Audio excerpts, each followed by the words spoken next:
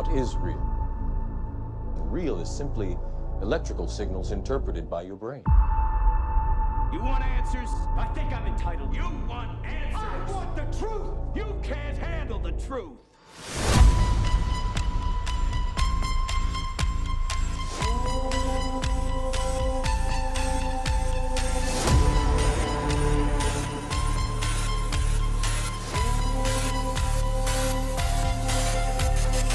Open your mind.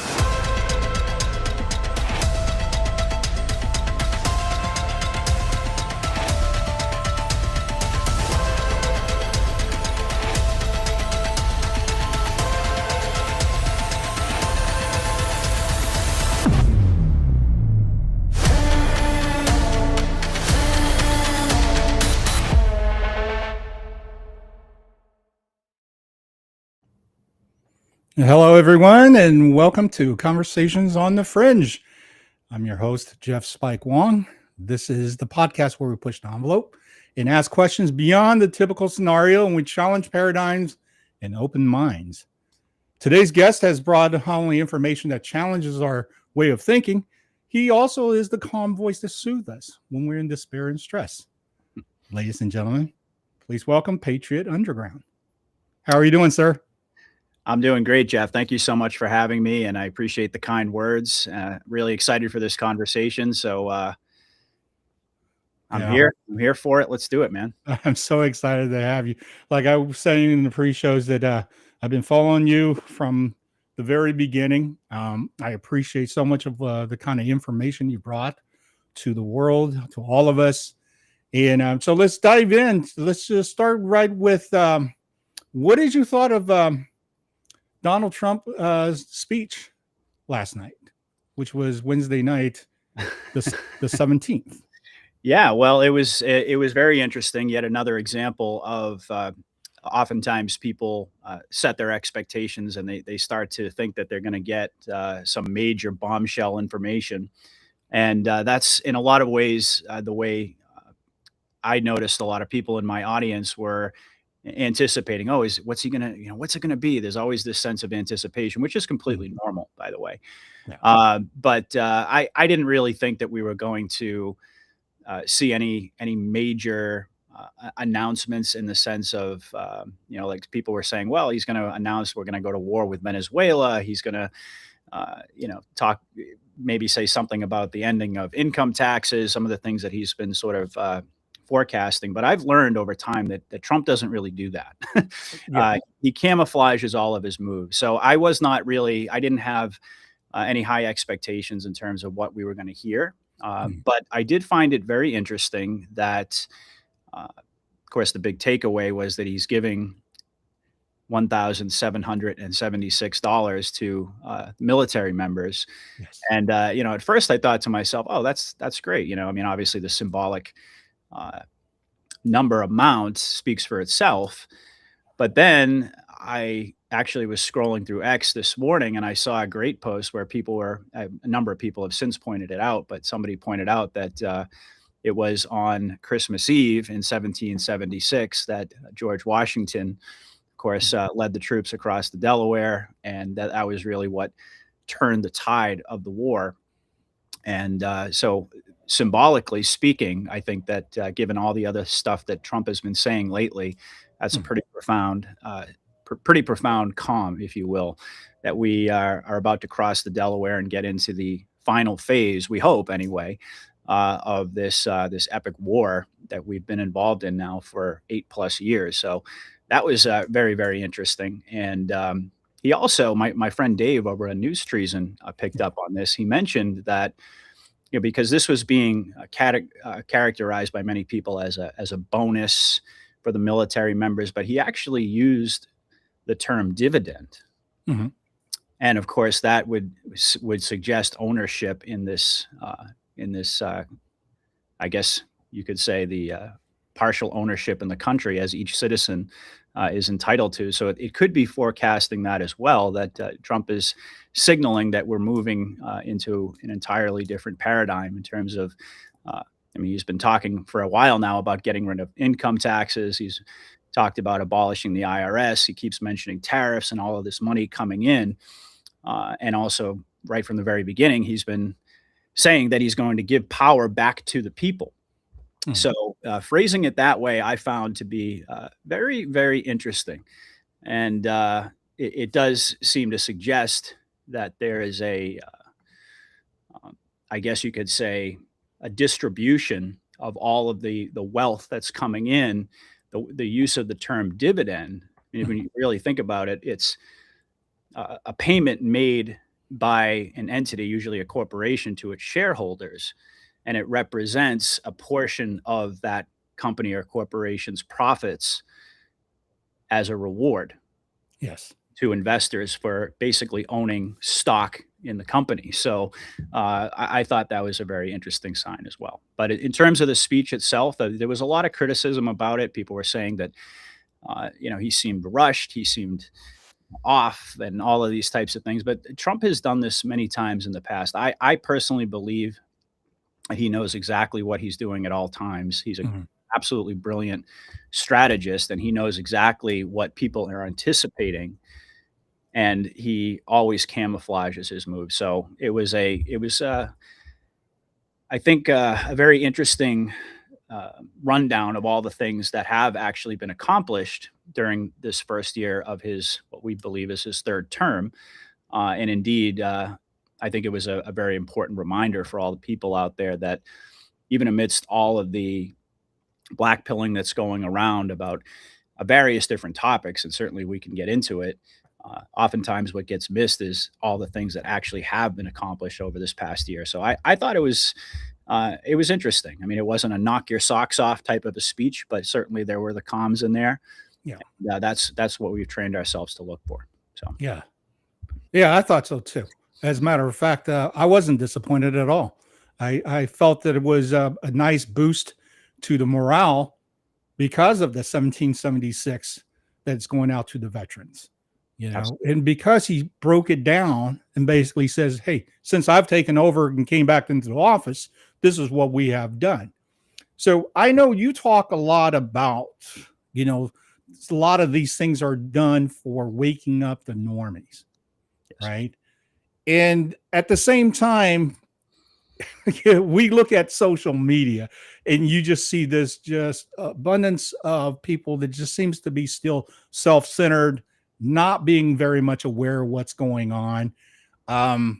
Give me your opinion. How much you think that we are still away from really awakening at this moment? Well, that's actually a great topic, a great question, because it's something that I've talked about a lot on recent episodes. When you go on social media, it's not always an accurate representation of the way that everybody is thinking. In the same way, when you go into your 9-to-5 job or something like that, and you talk to people that you see on a daily basis, and you hear the things that they're talking about, it's not necessarily an accurate barometer or indicator of where the masses are in terms of the awakening process. And I happen to believe that we're a lot farther along than what meets the eye. As a matter of fact, I recently came across a poll that was done. I've told my audience about this many times, but for the sake of your audience, this was back in November of 2024.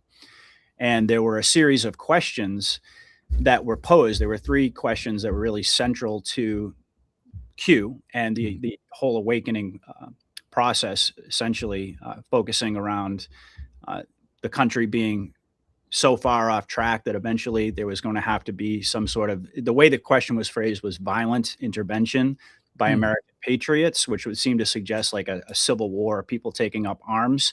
Yeah. But I interpret that more in terms of the military having to step in and to right the ship. So that was one of the questions, one of the statements that was made. Another one had to do with saying something along the lines of there's a storm coming and it's going to basically wipe out all of the elites in power. And then the third statement was really hardcore, talking about the satanic pedophile elite that are hidden in the shadows. So there were these 3 statements, and they found, and this was again in November of 2024, that 20% of the people were in full agreement with those statements. And then there was close to 50% of the people that they polled who were at least in partial agreement with those statements. Now, that's pretty, I mean, when I saw that, I was actually shocked, because if you had asked me the same question, how many people do you think are aligned with this whole awakening thing, and Q particularly, I would have said maybe 5% of the population. Really? And it turns out there's a lot more. You're talking about 1 in every 5 people. Right. And then if you add to that the fact that 90% of people are actually fully on board with releasing the Epstein files. Of course, that's tomorrow. So we're going to have to see what happens on that front. But I actually went into Grok and I just said, how many people are demanding the release of the Epstein files? And it gave a whole laundry list of polls that have been done on this topic. And they found that between 75 on the low end and 90% of people are essentially demanding the full unredacted release of the Epstein files. They want to know everything. They want all this stuff to come out and be revealed. And so obviously that speaks for itself. 90% of people, it's hard to get 9 out of 10 people to agree on anything, let alone something like that.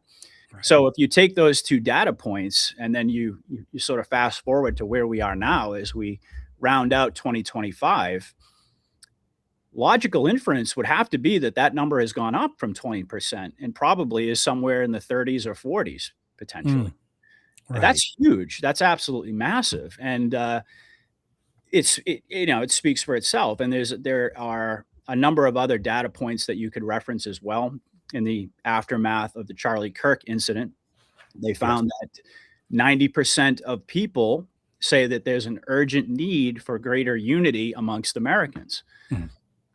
And that obviously spans, it spans the entire political spectrum. So people are a lot, and I could go on. There are other statistics as well. Vast majority of people do not trust mainstream media. Right. The lowest approval rating ever in Congress right now. There's only about there's not even 20% of people who approve of what Congress is doing. And a vast majority also believe that the government as a whole is corrupt. And so what I do is I take away all of the optics of division, and I look at, well, what is the real objective here? The real objective is to unify people around core principles.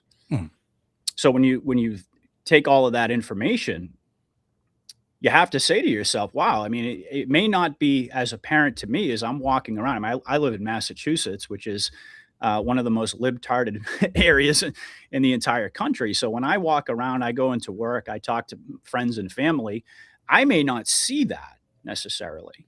But the fact of the matter is that when you look at the country as a whole, that's where we're at. So people are a lot more awake than I believe that we normally give them credit for. And it's important to remember that, because it's an indication that this operation is actually working.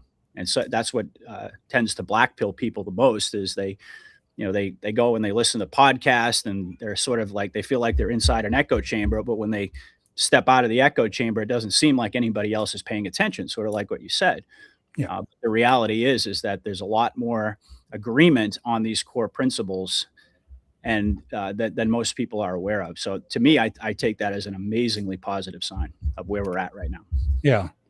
And the interesting thing about the podcast industry growing more and more, especially since 2022, the last 3 years, it literally has exploded in the sense that it's almost like in the 60s when the Beatles showed up on the Ed Sullivan show, and next week all the kids ran out and bought guitars and started garage bands.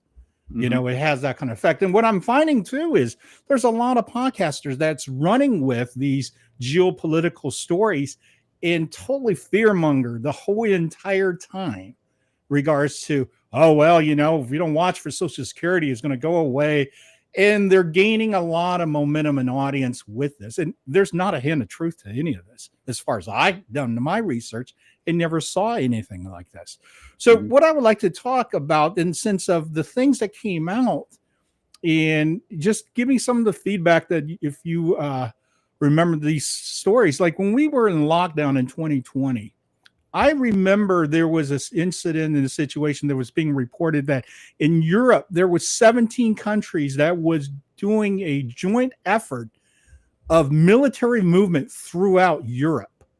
Mhm. And one of them was infiltrating into a village in Switzerland and finding 20 families and arresting them. Do you remember these type of stories? Yeah. And how come there's no legs on these things? Or is it meant to not have legs? It was just meant to let us know they're actually doing it, but hey, sit back and get your popcorn.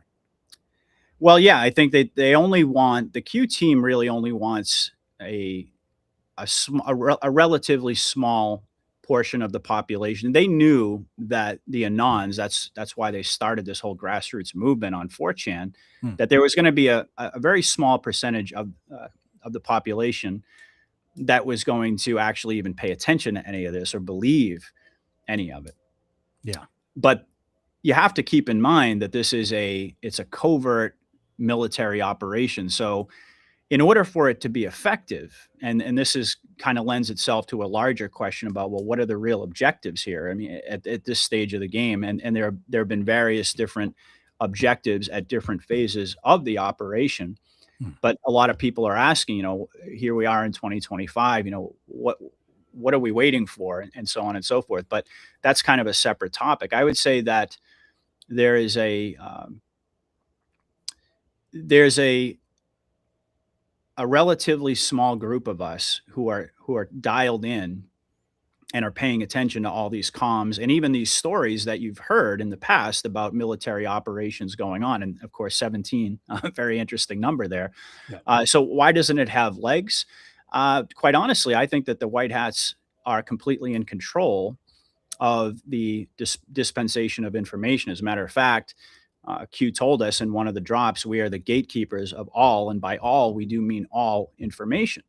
So they can dial up or dial down the volume on any of these stories in terms of what they want people to actually be paying attention to. And I don't believe that the intention was to ever have a majority of the population wake up to this concept that there's a covert military operation going on, because that would be counterproductive. They want a lot of that fear porn that you mentioned. They want a lot of that. Those are the narratives that they're putting out there in order to prompt controversy and discussion, because the whole idea is to gradually bring people along and make them feel as if they are having an organic awakening experience. I mean, you and I spoke briefly about, before we started recording, about our own personal experiences in awakening. Yeah. And in order for that to be effective, it has to be organic. I mean, for both of us, it was organic, but what's the problem? The problem is when you have a vast majority of the population who couldn't care less and they just want to go about their business. They don't want to pay attention to any of this stuff. To come out and to say, well, we're actually engaged in fighting the deep state behind the scenes and all of this stuff. I mean, first of all, nobody would believe it. And it would be counterproductive in terms of pushing people into the certain narrative spaces that they want them to be in at any given time. So yeah, there are a lot of podcasters out there. Certainly the podcasting world has grown tremendously, even since I came on the scene, which was, I'm coming up on 5 years in March, but even back then it looked a lot different than it does now. So yeah, there are a lot of people who are seizing upon that fear porn, if you will, in order to get clicks and views, because fear sells, and the whole dooming concept, it draws a lot of people in. But I also think that there are a lot of these individuals who are playing a very specific role in the operation, not to suggest that they know everything, because it was made very clear that only 10 people have a full picture. And I believe that, and only, I think 3 of them are non-military. Yeah.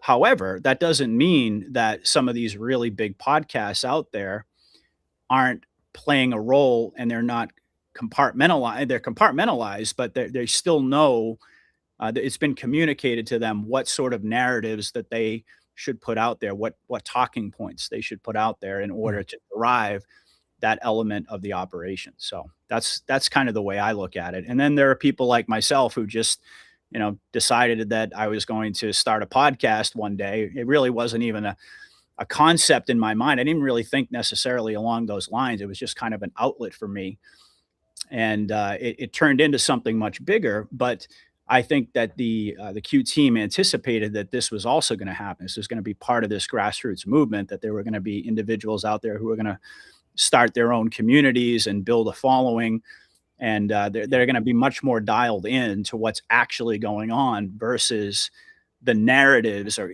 carrying the narratives that the white hats want, and that's pretty much the role that I fall into. I don't do anything except try to talk about the truth as I see it. But I think there are a lot of folks out there who have different objectives and have been tapped for different reasons. Yeah, absolutely. And as a matter of fact, like I said, in the introduction, the kind of information that you've brought out, that especially when you're doing your Mondays with Mike King on history, on presidency, I think this past year has been just the best college course any of us could have taken. Yeah, with Monday night with you.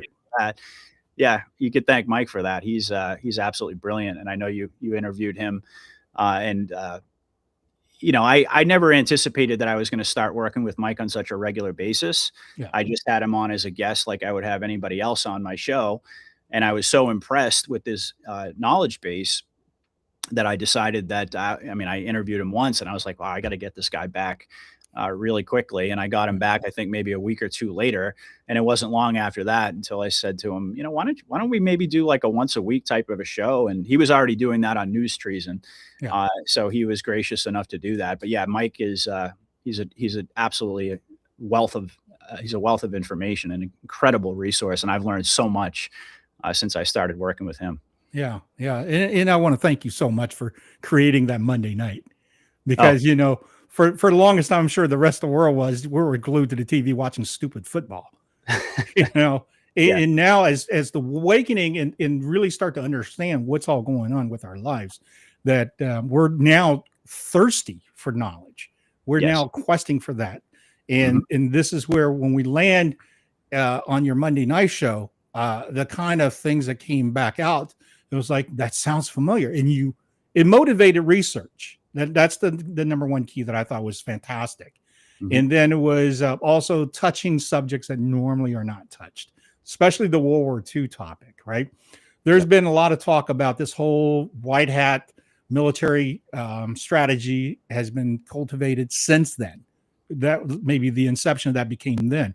I don't think anybody really has a firm beginning point, because I've heard this also started way back, in the 1800s. And then I've heard that it's probably as back as the founding of the country. What is your take about what this is going on right now and how far back it actually goes?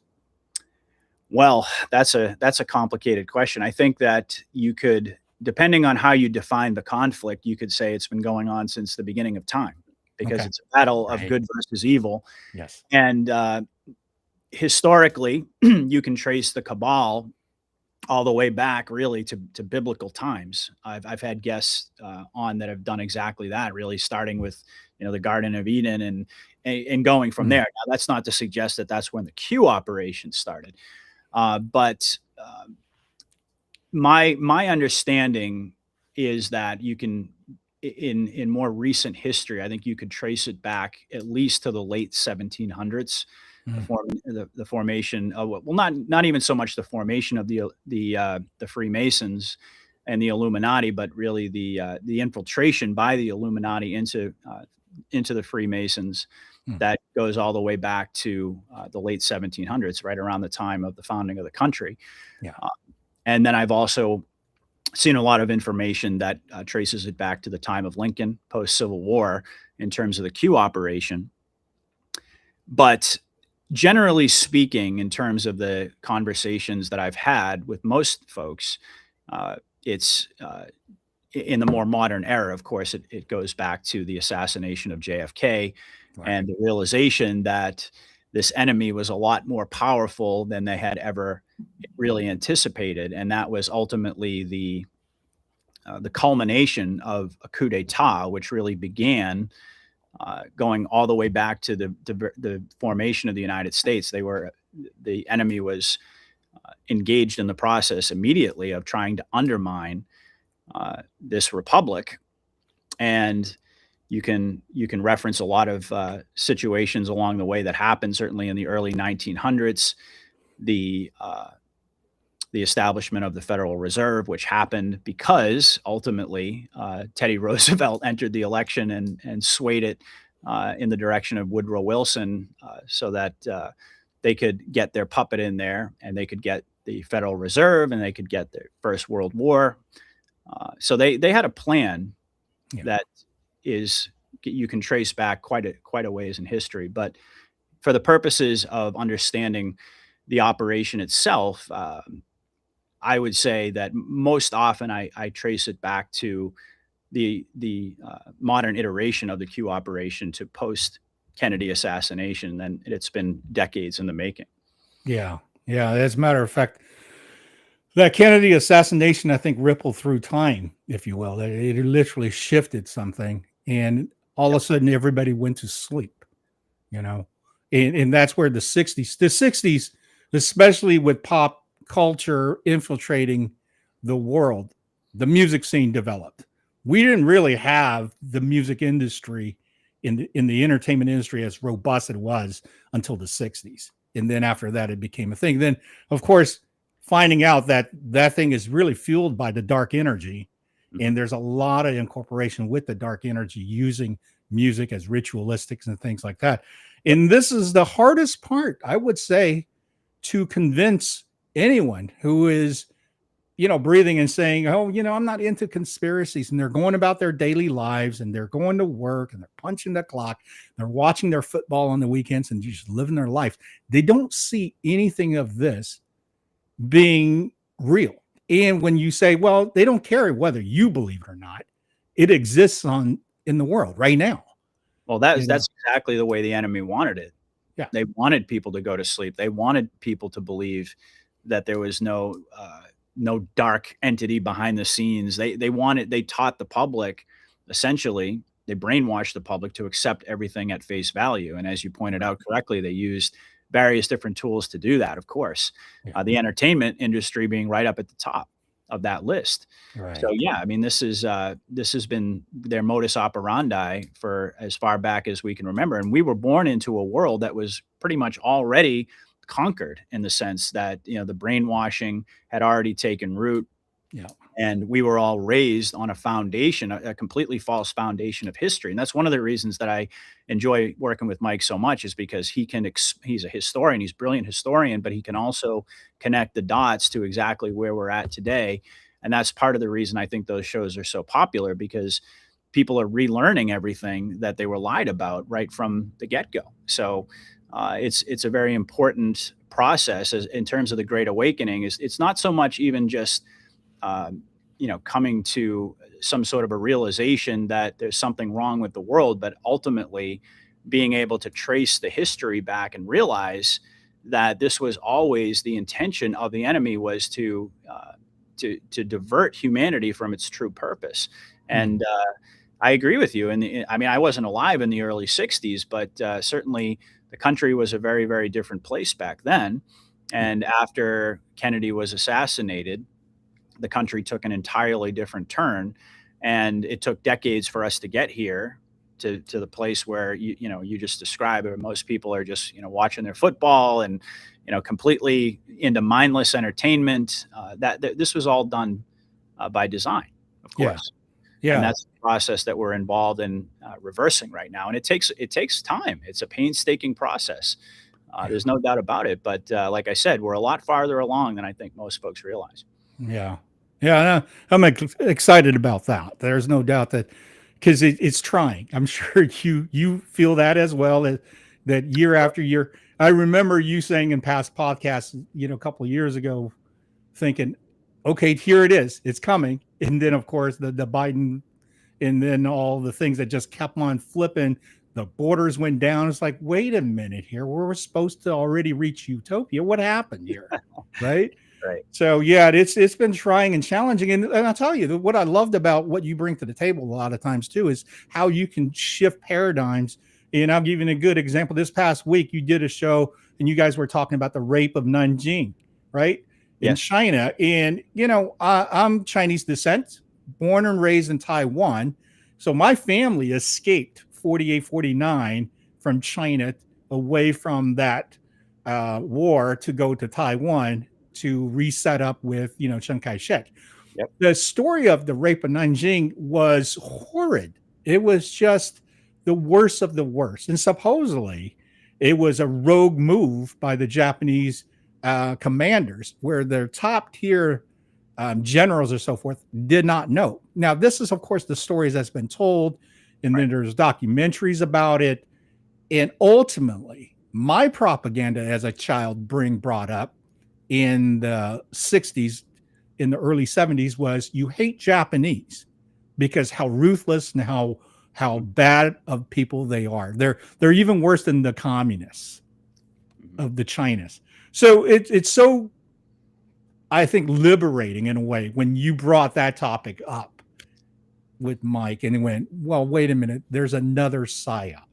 So it seems to be we have way more false flags and psyops in our history than we were led to believe. Like, let me ask you this. Today, of course, Bongino is getting a lot of traction after announcing he's leaving.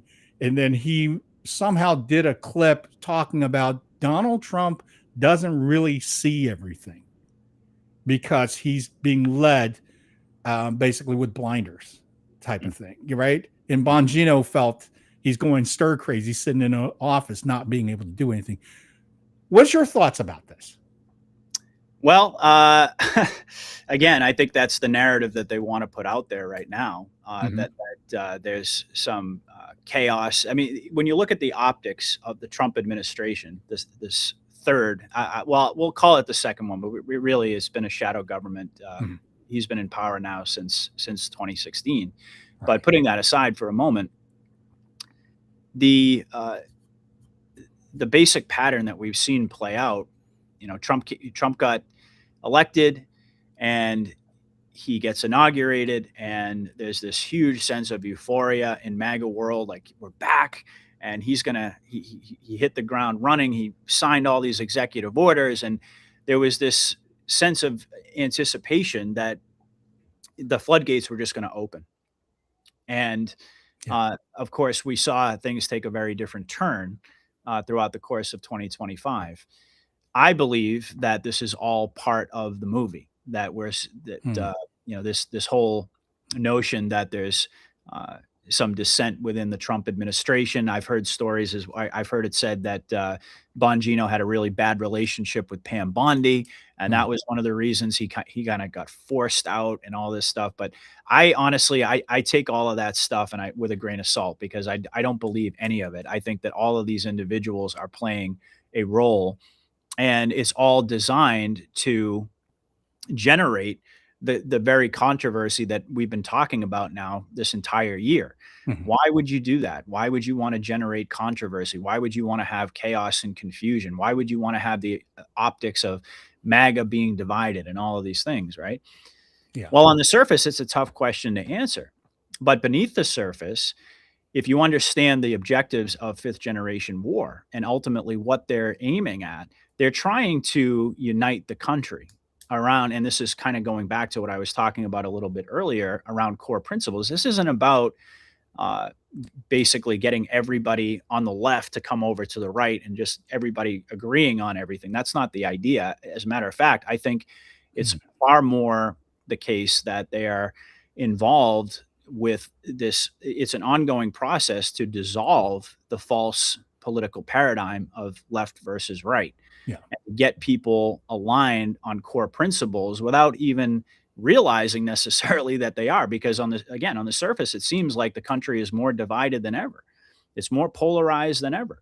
Yeah. But if you scratch beneath that partisan veneer, what you come to realize is that people actually, most Americans want the same things. We have different opinions about how we should get there. But the whole idea is to create the illusion that there's all of this drama going on, when in reality, I believe it's all being manufactured in order to engage people, in order to get people to actually pay attention. Like you said a moment ago, and I agree, most folks out there, they don't want to be bothered. But the more the more there's this drama going on, and the more things don't make sense, the more cognitive dissonance people start to have. Not only do they start to engage, but they also start to dig for their own information because things aren't really making sense anymore. And I would suggest that Bongino or any other things that we've seen play out on the surface is all just a part of this movie in order to do exactly that, to get people to actually engage with what's going on in the world, to pay attention, and of course to prepare folks for the ultimate big booms that we know are coming in the not too distant future.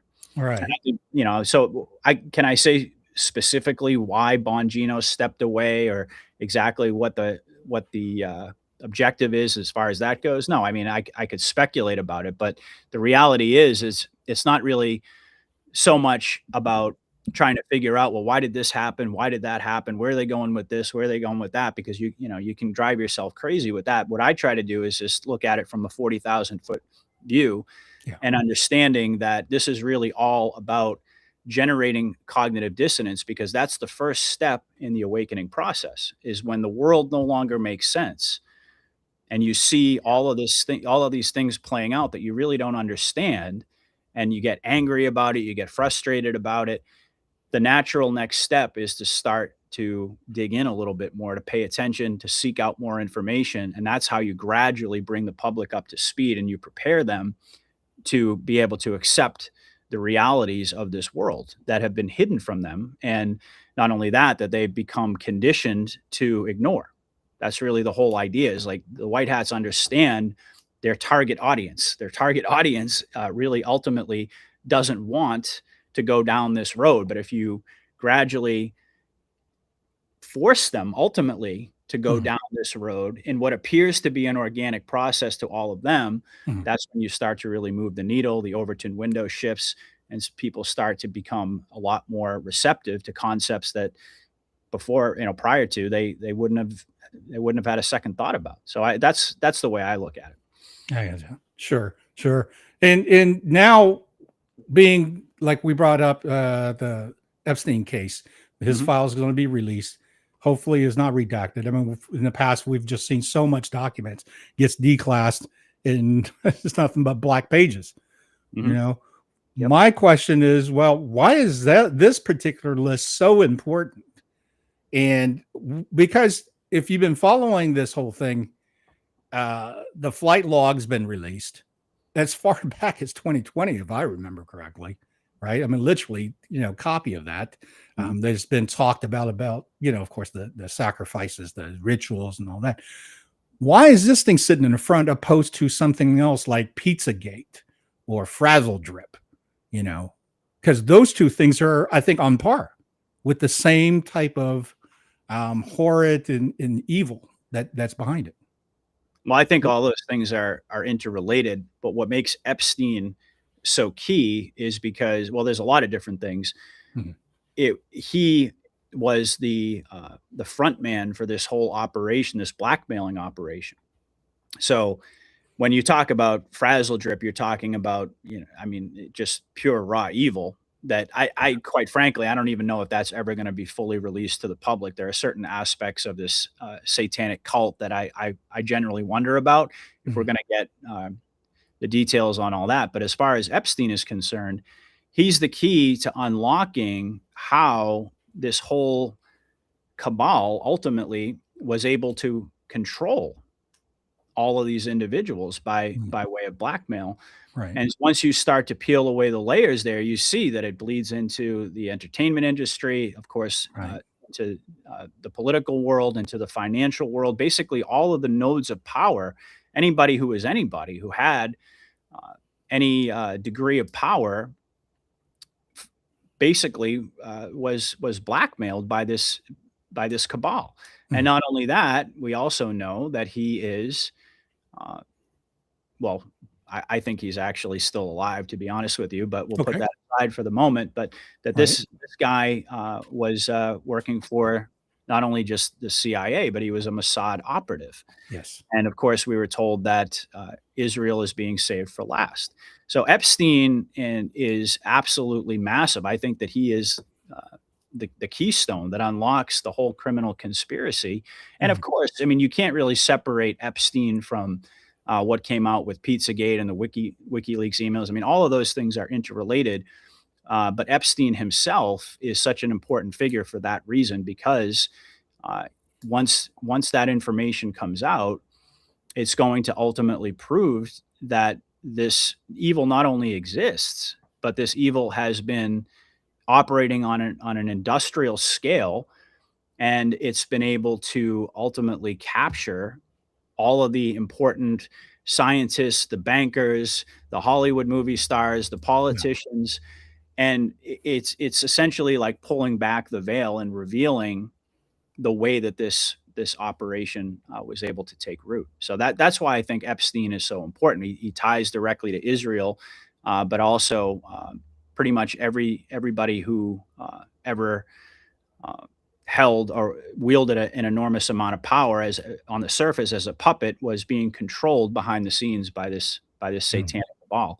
And that's why I think Epstein is right up at the top.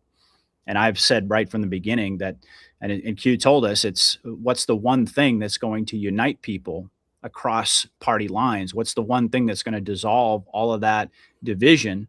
It's crimes against children. Yes. And Yes, that's Epstein is central to that. So yeah. Yeah. And what do you think? Maxwell's been in custody several years now.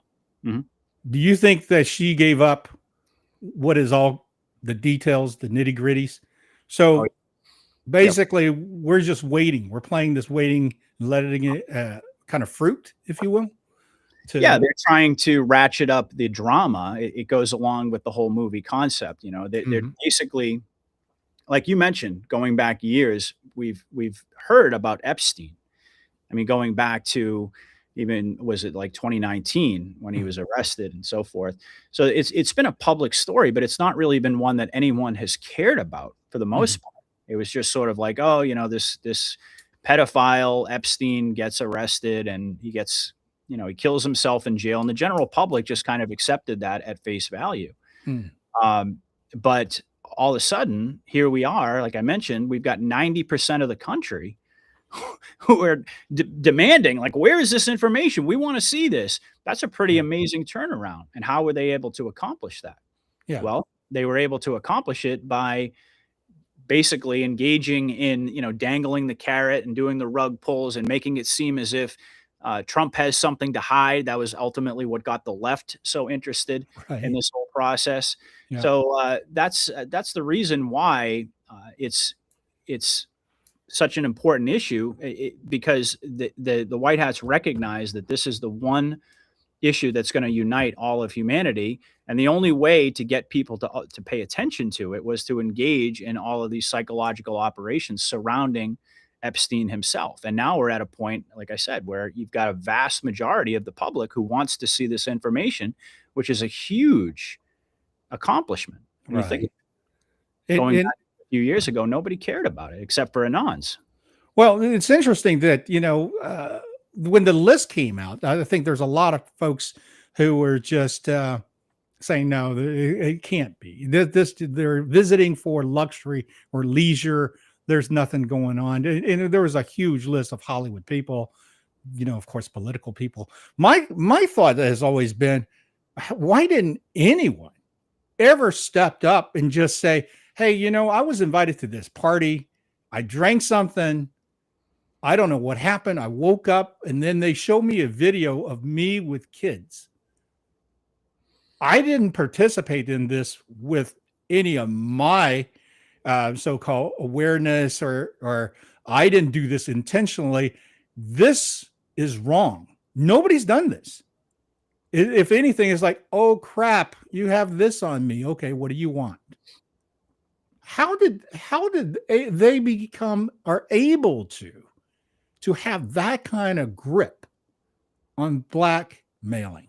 That to me is always surprising.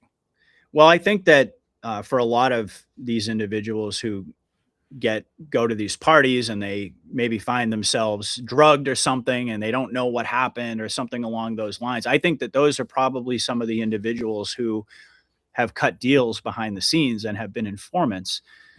But when you've got a cabal that is all powerful in the sense, where are you going to go with that information? Mhm. Who's going to listen to you? And even if you do come out with that information, what do you think the repercussions are going to be? It's not even just so much that they have you compromised. These people are raw evil. They'll kill your family. They'll kill your kids. Right. They'll do anything and everything. There's nothing that they won't do to silence you. And I do believe that, of course, some of these individuals, they're evil themselves. I mean, they went there willingly. They knew full well what they were engaged in. But for the people who found themselves in that position, Mm. what were they really going to do? I've heard stories that are just, you know, I- basically they put a gun to a little kid's head and said, you know, you're either going to rape this child or we're going to put a bullet in the kid's head. Yeah. I mean, there's nothing that they won't do. And that's, I think for most folks, they don't really understand the full scope of what this evil really is. Most people don't want to believe that it even exists. And if it does exist, Right. they want to believe that it's just somewhere out in the fringes, that there are these, you know, these little stories that we hear about every so often of Yeah. evil. But the whole concept has been, you know, we've been brainwashed into thinking that it doesn't really actually exist. And it's a much more comfortable place to be. I mean, when you first learned about all this stuff, I'm sure you weren't excited to hear about it. Nobody is. I mean, you know, when Mm. I first came across all this information, it changed my life, and I was never going to be the same afterward. And I think that's where most of the general public is they don't want to look at this stuff. It's much easier for them to just not acknowledge it. Yeah. But to your question, it's not even just a matter of having them be blackmailed and compromise themselves individually. That's enough for a lot of people because Mm. they basically say that you know, who's going to believe you? All they have to do, they control the media, they control all of the information that comes out, and they can completely destroy your life. They can destroy your life with a lot less than that. Yes. And so that's really the way that they've been able to keep everybody silent. Yeah. Because I mean, we all have our weak points. I mean, the reality is that some people, they may have been willing to die themselves, but were they willing to risk their families' lives? Were they willing to, you know, put their children in danger and all these types of things? So when you really stop and think about it, it's not all that difficult to maintain this secrecy and this conspiracy, to hold it all together, because you know, there's nothing that they won't do to silence you if you ever dare to step out of line. And sure, there have been certain examples along the way of people who have tried that. Mm. But like I said, I mean, they'll kill you for a lot less. So, Right. you know, Yeah. And that's the part that disheartening, because of a regular guy, regular gal who wants to do something great for their country, get into a system thinking they can make a difference, recognizing they walk into a wolf's den mhm. and they have no control. Now, either you're going to serve your one term and leave, which we've seen a lot of people have, or you're going to get into the game somehow, either by self-centeredness, self-greed, or blackmailed and those type of things. Yeah, and evil people are generally drawn to power and Yeah. money and fame and all of the things that the devil offers. Right. And they're more than willing to sell their soul for it. Yeah. But yes, there are some well-intentioned people, I'm sure, who have found themselves in a situation that they never could have anticipated in a million years. Yeah. Maybe they got out of it. Maybe somehow they were still compromised, but they had to remain silent. I mean, even the people who were exposed to the truth and maybe weren't compromised in the sense of like they had them on video with a kid or something along those lines, Right. they still knew full well that they could destroy you. They could destroy anybody that you love and care about in the process if you ever dare to release any of this information. And most of the general public, they can't even begin to think along these lines because they don't believe that this type of thing actually exists. Right. It's like the devil's greatest trick was convincing the world he didn't exist. And once you come face to face with it and you realize how deep and how dark it goes, it's not all that difficult to figure out how they were able to maintain and keep this secret from the public for such a long time. And that's why the military was the only way. Right. Right. I want to just to share this a little bit, back in several decades ago when I was in the entertainment business. I was in LA, of course, and I worked in the adult entertainment industry. And I wasn't a performer; I was a clerk. And the thing that why I want to bring that up is that there were a lot of patrons that was society and community leaders that would visit this establishment. The thing that really triggered me going, holy crap, was that they didn't visit it just for the average, titillation. They were getting stuff that was hidden under the counter, the European stuff that was being sent. I have no idea how they're getting this crap. All I know is there was a lot of humiliation stuff that was just unbelievable to see it on photos. And yet these people were there on a regular basis to purchase this. And that gave me immediately a thought process of, holy crap, we better get on the good foot, because this is our society's leaders that is coming in here spending their money on this. So that was a big trigger. So my question to you on seeing all this evil going on and knowing that, political figures, leaders of communities, they're involved, even police chiefs we've seen doing things like this. Do you believe everything is based off human beings, or is there some other terrestrial beings that is not human involved in this? Yeah, well, I certainly believe that. There's no question in my mind. I mean, I don't think that you could do the types of things or find pleasure in watching the types of things that you're describing, even without getting into details. I mean, I know what you're talking about. If you're a human being. Yeah. And I honestly believe that these we call them people, but these individuals, these entities, whatever they are, I don't believe that they're children of God. Let's just put it that way. I believe that they are, and that's why I was saying that you could trace this all the way back to the beginning of time. The universal struggle, the battle between good and evil has been raging ever since man was created. Right. So do I believe that these people are just like you and I, and they just have this weird perverted bent to them? No, absolutely not. I mean, sure, there are elements of human nature that are dark. Don't get me wrong. We all have that capacity, I believe, inside to some degree. Mm-hmm. But to engage in this level of evil and to find excitement from it, or even to get sexual pleasure off of these types of things, I personally don't believe that these individuals can be classified as human. Where exactly they come from, I'm not really the expert on all that. I've interviewed a lot of people along those lines about reptilian bloodlines and the fallen angels, the Anunnaki, and so on and so forth. And I believe that there's a lot of truth to that, but I certainly don't think that they're human, because I don't believe that a human being has the capacity to be that evil. We all make mistakes. Don't get me wrong. We all do things that we wish we could take back. And we all have our moments where, we kind of like, when we think about it, we cringe about some of the things that we've done.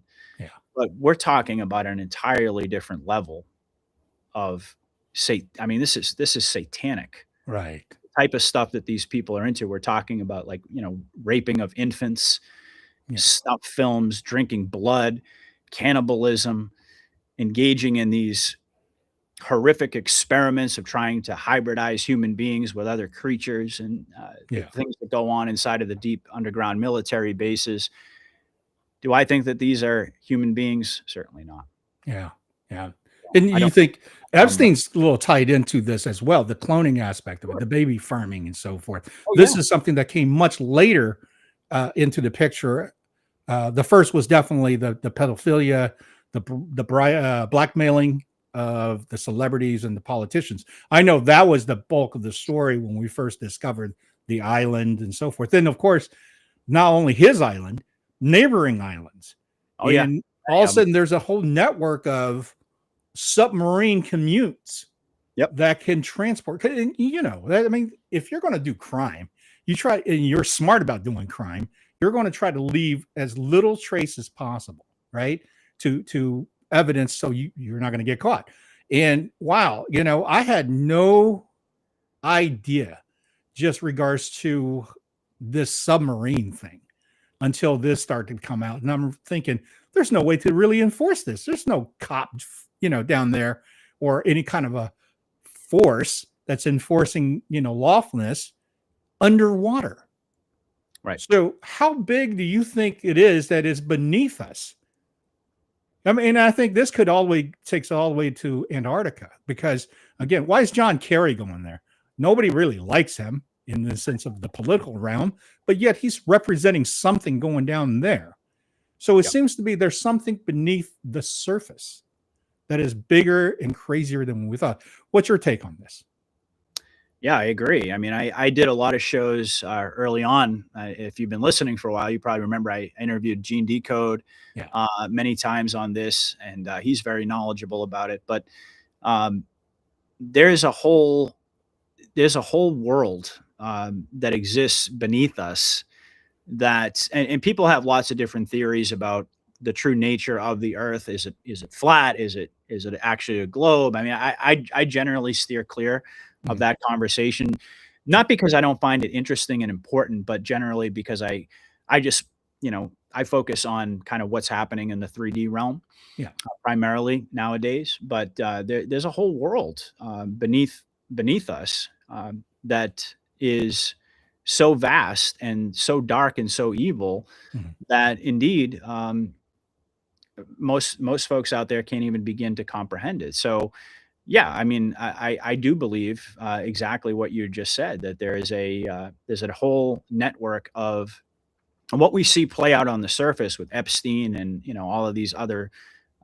elites, Mhm. quote unquote, um, is just a manifestation of something that's much, much darker beneath the surface. And that's actually why I called my show "The Truth Beneath the Surface," because that was Yes. initially where I had a lot of my focus on that, you know, in terms of, you know, who are these dark entities? Where do they come from? What exactly is going on beneath the surface of the world? When I started to learn about all of these underground tunnels and all these networks, um, the submarine activity is something that Ghislaine Maxwell was intimately involved in with the Terramar. I don't know if you've done much research into that, but Yeah. there's a whole world that we're not even privy to, that we don't even understand. And Yeah. Antarctica is a great focal point for that element of the conversation. So Yeah. there's no doubt in my mind that there's going to be a lot eventually down the road that's going to come out in terms of what exactly that is. There's been a lot of discussion about it. Do I know for sure? No, nobody does, but I certainly have my theories about it. Um, do I think that there's shall we say, a non-human force that's ultimately giving people orders Mhm. to carry out certain agendas? I do. I Yeah. absolutely believe that. Yeah. Yeah. I agree with you. I think so too. And as a matter of fact, you know, during the lockdown when we were all doing researches and readings and so forth, I remember that was the first time I was exposed to the Red Shoe Club, Yep. which is, you know, the Hollywood Mhm. and the pedophilia and, you know, and human skin. Okay. So let's start with that. I took that and started doing research and I found a Great Britain site offering human skin products. And I was blown away because it wasn't done in a fashion like we're go shopping in a cart, right? It was literally showing some products and then gave you rules on how to be able to become a customer of theirs. You must be recommended by an existing customer to Mhm. purchase their products, such as wallets, belts, and so on. Wow. I mean, why do we have this? That's the first question. Yeah. Why do we have human skin products? Right? Rituals. That's the key. Yep. Right? So that to me already opened up just a different point of view. Then I start to look at and start hearing different testimonies that came from survivors. And a couple of things that really was just mind blowing is just how infiltrated this really is within American families. One of the statistics that came up that really was alarming is 10 million Satanists in America. Is that crazy? Well, I thought that for a second. I went, no, because I was one of them. I was the guy with the upside down cross, the pentagram, the constant listening of the death black metal, the constant instilling fear to drive my motivation in my interaction to other people. So when I went to a concert, Slayer, are you familiar with the band Slayer? Yeah, I've heard of them. Yeah. Okay. Slayer, give you an idea. They do songs like Angel of Death, marching into the kingdom of the dead and all that. When they come out in their concert, they drop the Iron Eagle banners. It literally looks like a Nazi rally.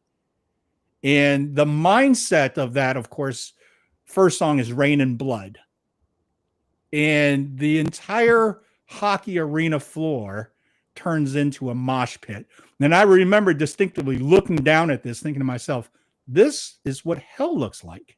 When you look at Dante's, illustrations and all that, you see people, in different struggles and in different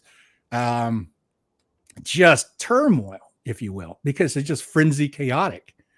And that's exactly what I was witnessing right there in front of me. So I don't believe any of this is by accident. As a matter of fact, the more I dug into especially the music industry, I just was blown in regards to, number one, how people were revered. Okay, there's singers and there's musicians. Everybody goes, oh, he's so great. They're so awesome. They're legendary. They're iconic. But then you listen to their business practices. They screwed over the songwriters. They didn't pay their bands. So everybody thinks, oh, well, that's just business. What they're not understanding is these are intentions purely of bondage, enslavement, usurious, and using a dark energy force. Because when they go on and perform these musics, it's a ritual about, hell, right? That's right. Yep. So I've noticed this is also coming around into pro sports now. Pro sports has adopted this. This is why you're hearing, the certain songs and certain things that, whether it's to be interludes or whatnot, there's a lot of violence in contact sports, right? There is a lot of angst because of pro gambling. So I'm pivoting a little bit right here. I want to get your take in regards to this Las Vegas thing, starting from the 50s, going to the 60s, and blossoming. My research has found that was a apex of human trafficking from the inception. Now, of course, pro gambling becomes the fuel of the fire, right? Mm-hmm. Without that money, then they can't operate. With tons of money, they can operate all they want. Right. Then, within the last decade, the pro sports that everybody has embraced for generations, especially the New England states, and also the middle class in Pennsylvania, those places, great grandfather was watching this team.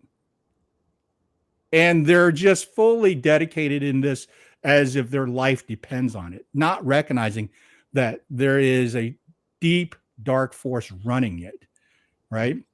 I still think this is running the show. I don't see this going away anytime soon. What is your take in regards to this dark, if you will, mafia running this gambling ring in America?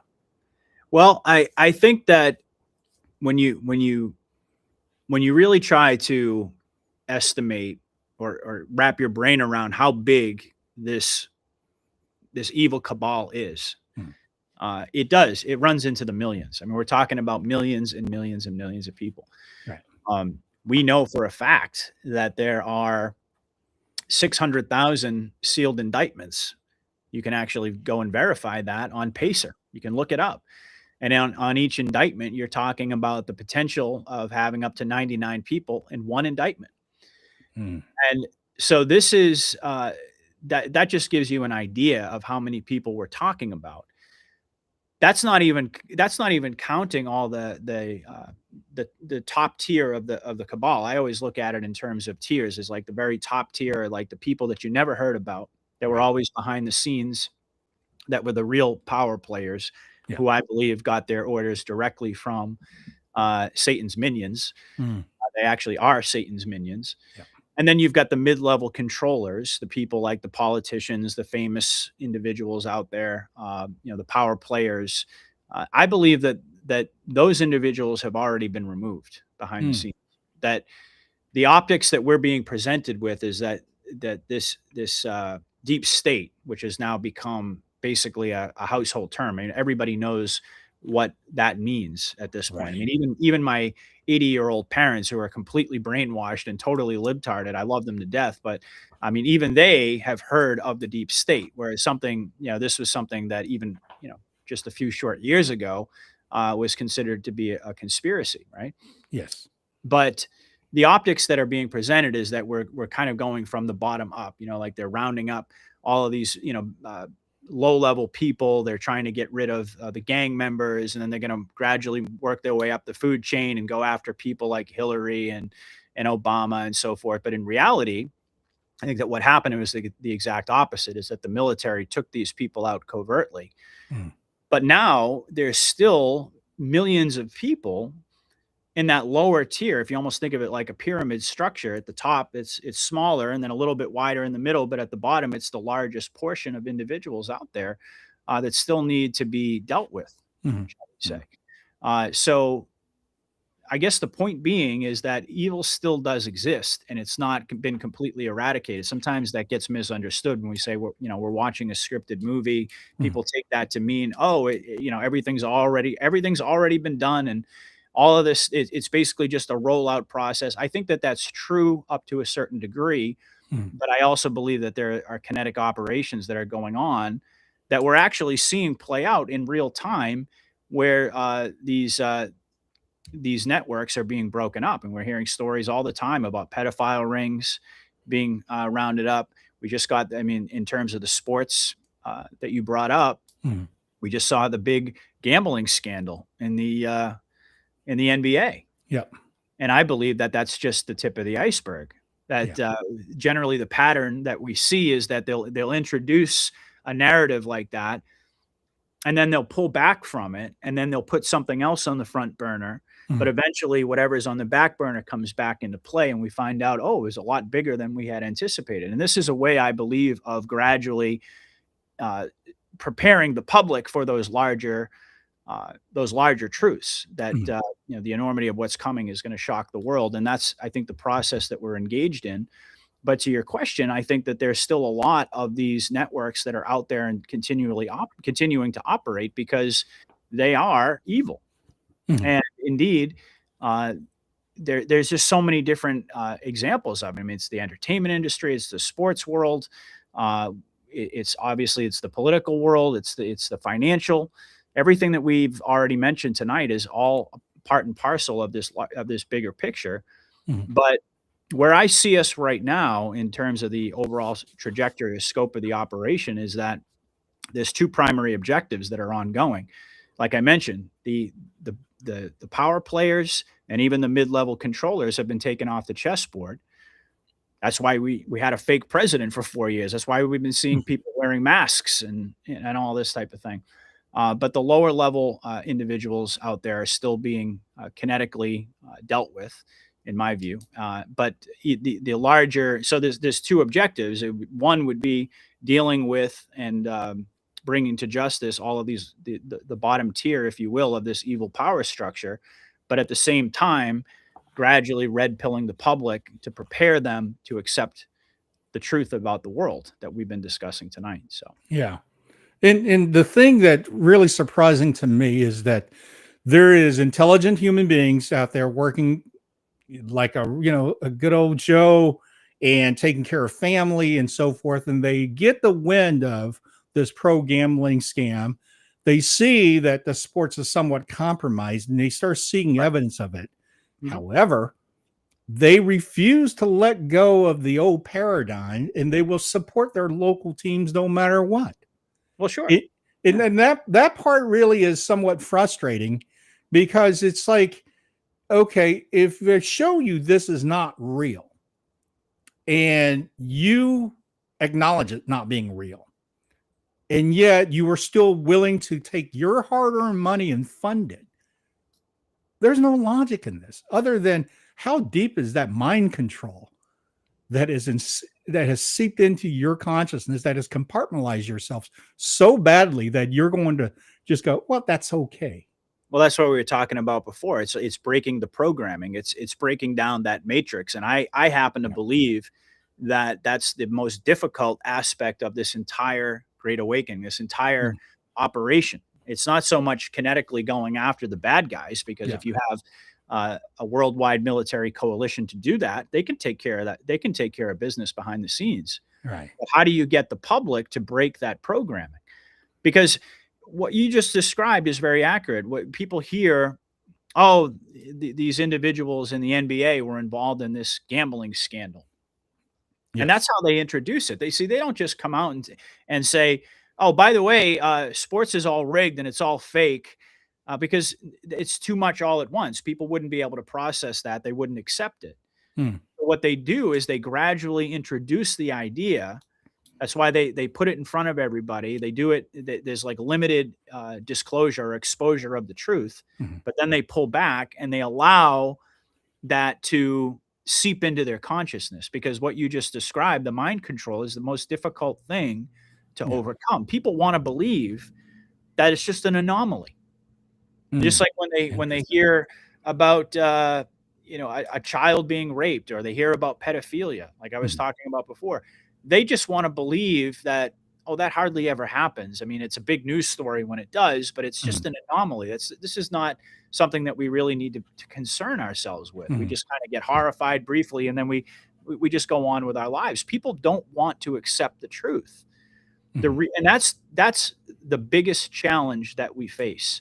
Yeah. Not just, not just the white hats, the people who are running the operation behind the scenes, but all of us who are truth tellers. Right.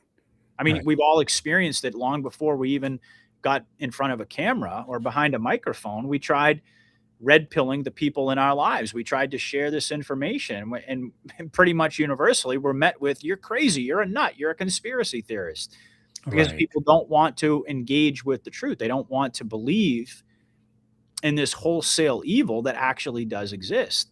And so that's really where we're at right now, is we're breaking down that programming. And I can guarantee you, I don't know when it's going to happen. I don't know what form it's going to take, but this whole thing about the NBA and the corruption, and it's going to spread to other sports.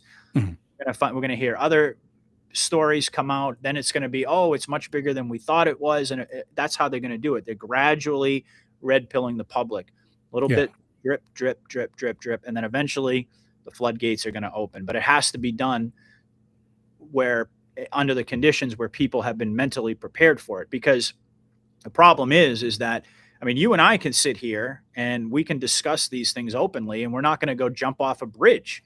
Right. We're not gonna absolutely go crazy, because we're one of the relative few who are able to, for whatever reason, we all have our own stories, and I have theories behind that in terms of why we were chosen for this, but we have the ability to engage with this information and accept it as the truth and process it in a way that the general public doesn't. But if you were to take all of this evil, even a fraction of this evil, the stuff that we've talked about tonight, and you were to just immediately expose that to an unsuspecting public, what do you think would happen? I mean, it's like when you try to expose the truth to the people that are nearest to you, the people that love you, the people that trust you, the people who, aren't going to judge you, right? There have been people out there who have lost they've lost their jobs, they've lost their families, they've lost their friends, they've been ostracized, they've been alienated, and that's just in an individual basis. But you're talking about that on a societal level. As like Q told us, we want to bring out the truth, but it can't be at a cost that we're not going to recover from. That's really what it is that it took. Like I mentioned before, we were born into the Matrix, if you just want to use that analogy. Okay. Sure. And people don't know any different. They accept the world as it's presented to them. And that's what they believe. And that's what they've been indoctrinated with. And their entire lives have been built upon that foundation. And what we're talking about are truths, realities that are going to completely upend, completely tear down their entire foundation. And how are people going to react to that? Some people will never come back from that. Right. And you have to be, so if you're the military and you're thinking about, okay, well, we have to have this great awakening, we have to expose the truth. How do we do it in a way that's not going to destroy the world? It's not going to get people running out in the streets, killing each other and jumping off of bridges and having these psychotic breaks. I mean, all of these things are very real. Hmm. And so therefore they have to be very meticulous about it. And they had to engage in this long plan that took decades. And we talked about how long the Q operation goes back. Right. I mean, nobody knows for sure. Yeah. But I think one thing that we can probably agree on, most of us who are awake now, is that it's been in the making. This has been in the planning stages for decades. Yes. Decades. Yes. And even now that the operation really kicked off, when Trump came down the escalator and completely turned the political world upside down, that was more than 8 years ago.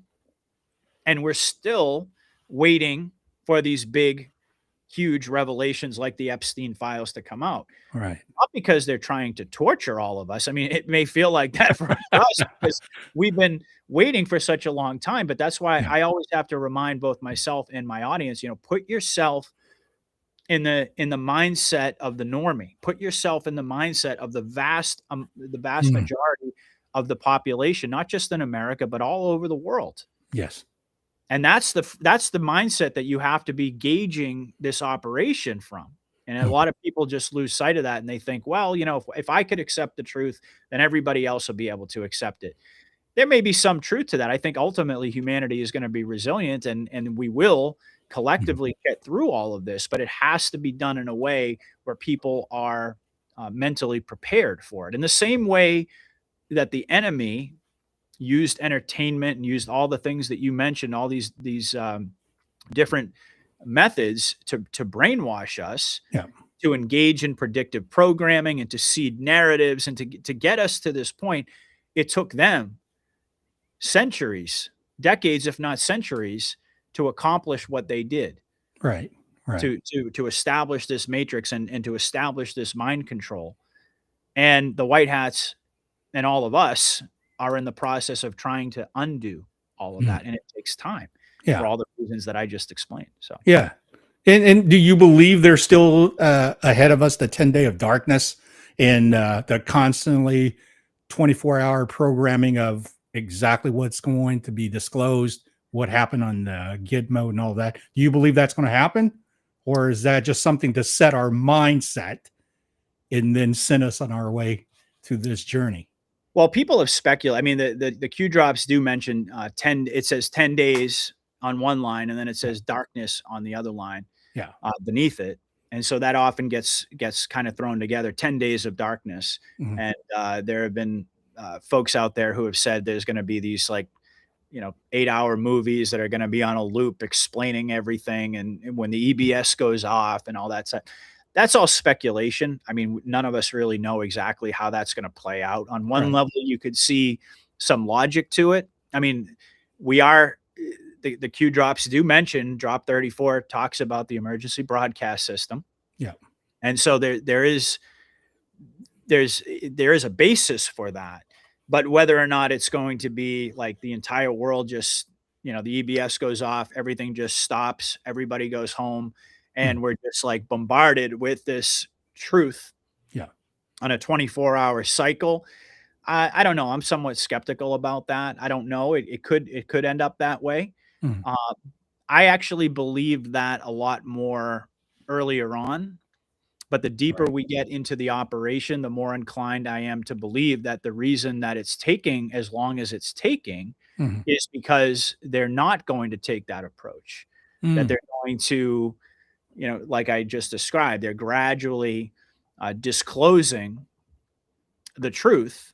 Right. And that's not to suggest that we're not going to have an EBS moment. If you really pressed me on the question, I would probably say, yeah, I do think at a certain point there is going to be a moment where things are going to get so intense that there's going to have to be some sort of a major event that in the public's eyes, rationalizes an overt military presence, which, by the way, we've already seen over the past year, the mobilization of the military.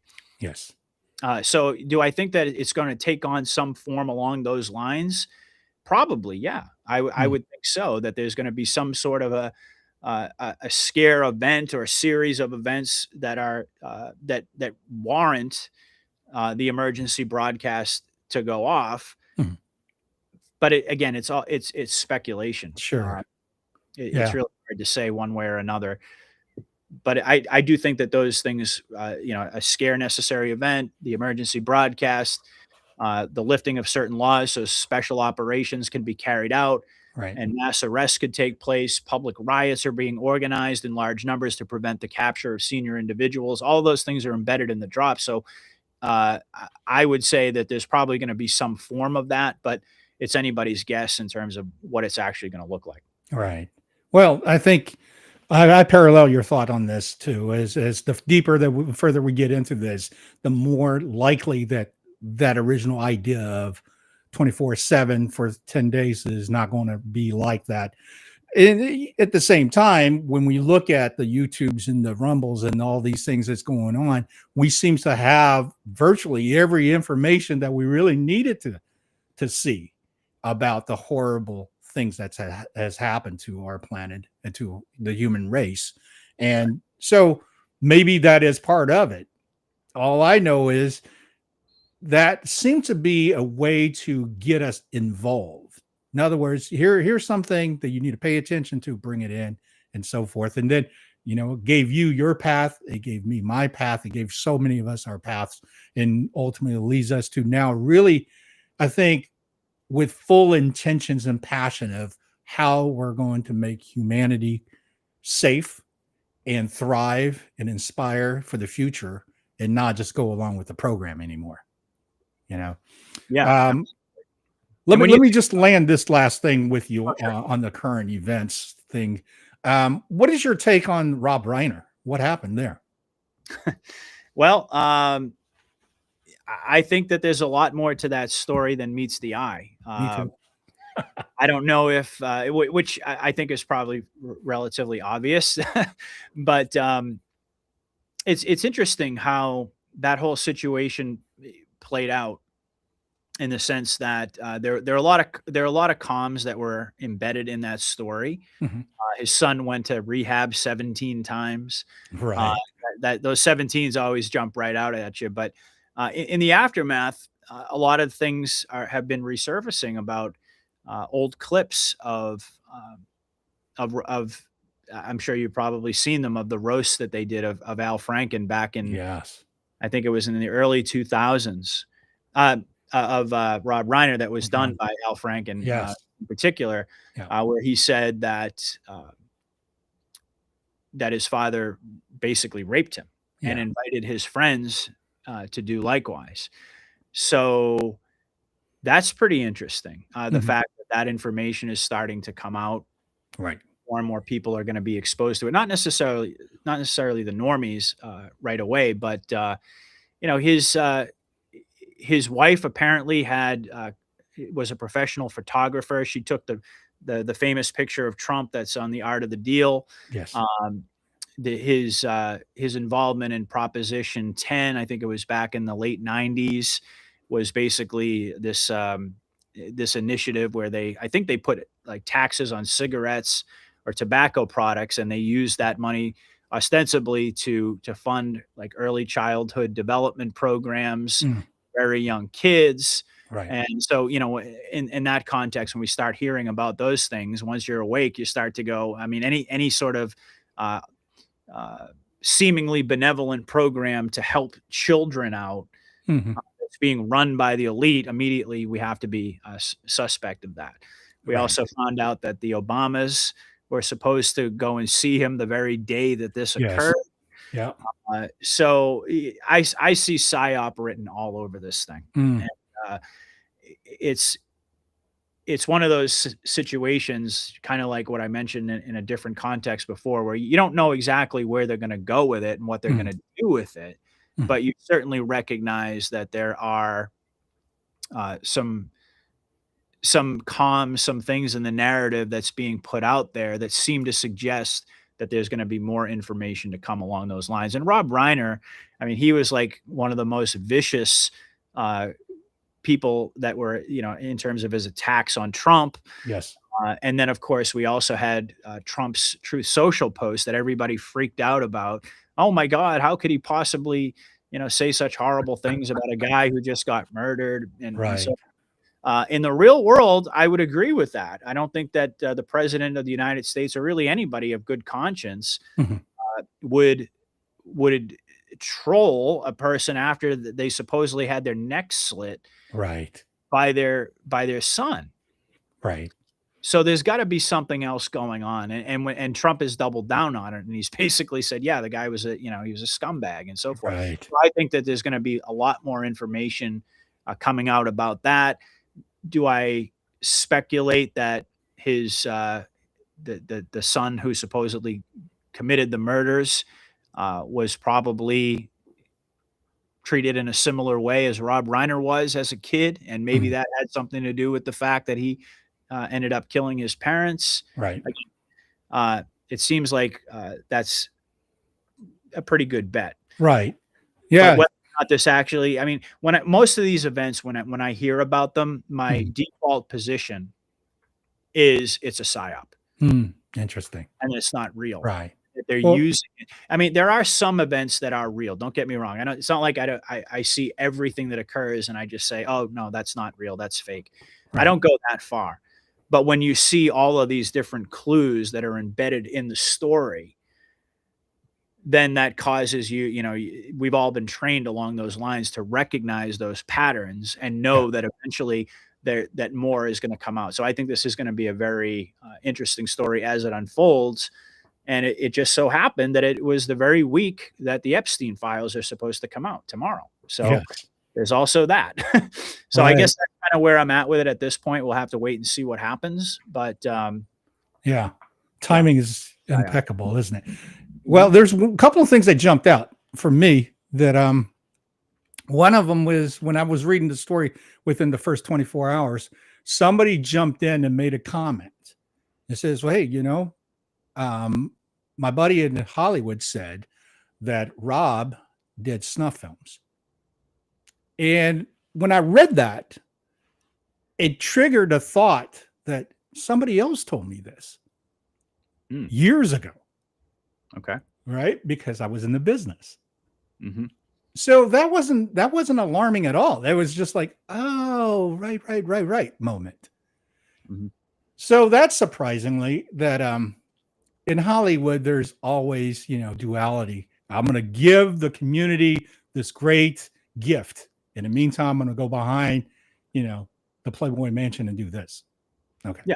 So there's that. Titanic, they believe in that really twisted version of karma, where they can right hand, left hand. Yeah, they can do good on one, and then it kind of washes out the karma of all the bad stuff that they're doing on the other hand. So yeah, that fits the profile for sure. But would it surprise me if he was involved in doing snuff films and that eventually comes out as part of this major disclosure? Certainly not. Right. I'd be surprised, quite honestly, if it didn't. Yes. And a lot of people will question, this is like, why did the people even do any of this? What is the appeal of it? I mean, how do you even look at an infant and go, ooh, that's sexy, I want to have sex, right? It just doesn't make sense. So on my research and deep diving, and I realized this, when we're born and as a child, we're still very much connected to the source. We're still very open to the universe and to our creator. And the aspect of sodomy actually then destroys the chakra connection. And this is something that I've recently learned, that if you destroy that connection, then that person stays very primitive in the Dantian, which is your stove, your primal urge. And you don't surpass that. In other words, you're always confused. You don't quite understand why you're angry. You're always aggressive. And this is, of course, practiced within the bloodlines, which is always preached upon. We keep it within ourselves. Right. So when you read things like this and you start to understand why this exists, then it kind of makes sense. And why is it generational? In other words, if dad did this to the son grows up and do it to their son and daughter, and then their son and daughter does it, and it goes on and on and on. Right. What I found in my research too is a lot of it came out of military, World War II, then going into civilian work, but government projects. Okay. So, and all of a sudden they're compartmentalized. They don't really know what they're doing. This is why the NASA thing is really interesting to me. I had a cousin that worked for NASA in the Challenger project, and he was just absolutely destroyed as a human being when the Challenger blew up, to the point where he can't function. He's basically a hermit now, right? But yet now we're seeing so much evidence of that was a psyop.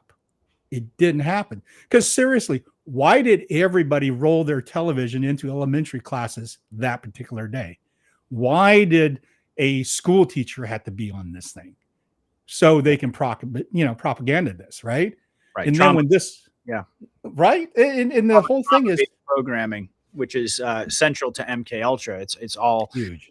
It's all part of the same thing, and in the ritualistic rape, same way.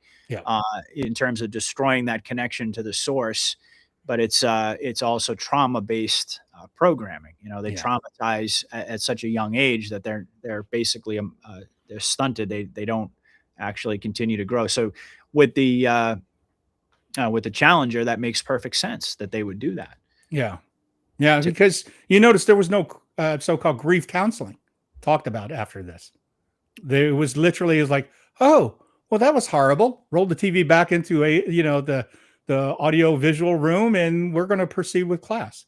And we're talking about kids at 7, 8, 9, 10 years old, the prime moment before they become their consciousness in maturity of who they are. They're still open to the age I was when that happened. I'm like 46 now, so I remember that in school. I remember I was at 1986, so I was probably like 6, 7 years old at the time.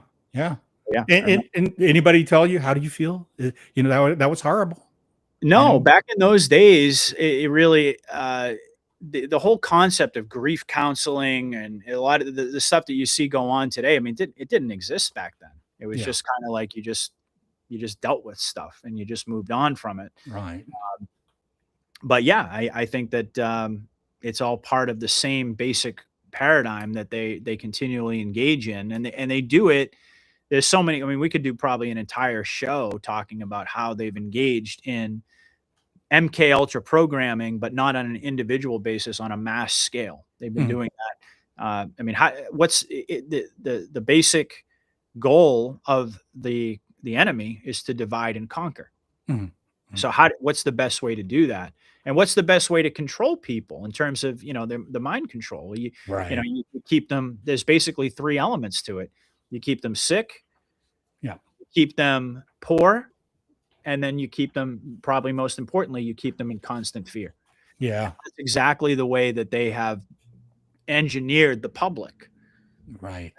That's the model of MK Ultra programming, but on a mass scale. And they figured out in the post-World War II era how to deploy that, using the military, by the way, how to deploy that same basic model in order to arrest the development of the general public, to keep people basically what you just described on an individual level. I mean, why do you think it is that so many people, it's like 3 out of 4 people are on psych meds?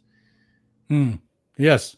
And we have a whole bunch of we have an entire population of individuals that I think you could make the argument have never really grown up. They're in this state of arrested development. That's why they taught the public how to basically not engage in logic, not engage in critical thinking skills or reasoning, but rather to react emotionally to everything that they're presented with. Right. And that's how they've been able to get us to this point. Yeah. Exactly the matrix that we're trying to break. Absolutely. And as a matter of fact, I've always said the big alcohol industry is a huge contributing factor to this MK Ultra, because, when you're, let's say 18, 17 years old, you're finally getting your first party on, you're listening to your heavy metal music, Crazy Trains on your turntable. Next, 34, 40 years later, you're in your 50s. You're still playing that song. You're still drinking your beer, and nothing's changed other than you're frustrated with what the government didn't give you, what life didn't give you, opposed to, taking responsibility. I didn't do anything to get out of this. But if you're in the mind control aspect of it, and MK Ultra runs deep in you, then you would not know, how to get out of this. I had a rebirth. So mine was a freak of nature. I was so desperate that I had to have intervention somewhere, somehow. And when I did have it, it changed me 100%. This is why I believe my aptitude was able to open my mind up at age 29, much different than, someone who was just slowly but surely being weaned the entire years, because I had an adult aptitude when I finally went, oh, well, wait a minute here. I was killing myself all along because of the things that was taught to me. Right. Well, that's the way that they want this whole thing to play out is they want to traumatize. They want to keep you in that state of arrested development. They know full well that eventually you're going to get to a point in life, maybe your 40s or whatever, you get to your midlife and you suddenly realize, like, the whole midlife crisis thing, like things didn't really work out the way I had anticipated. Yeah. And they knew that people were going to be angry about that.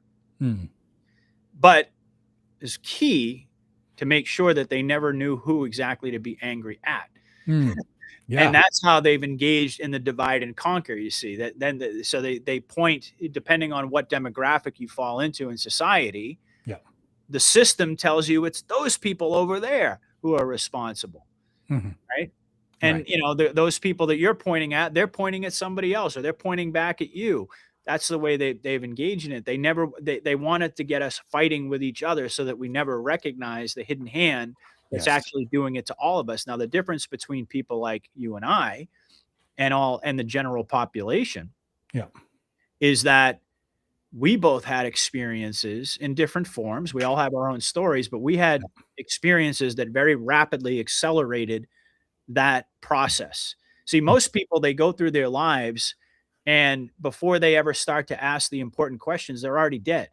But you and I, and I would argue everybody out there who's listening to this show, we were actually given the gift of having that process be very rapidly accelerated. We were brought to our knees, metaphorically speaking. Right. And that brought us ultimately into connection with what I call God. You can call it source. You can call it whatever you want. That higher power that was able to provide that intervention and ultimately redirect your consciousness and enable you to not only to dig yourself out of that hole, but to be able to examine how you got in that hole to begin with, and to look at it from an entirely different perspective as your average person. Because your average person, it's like it's a very slow.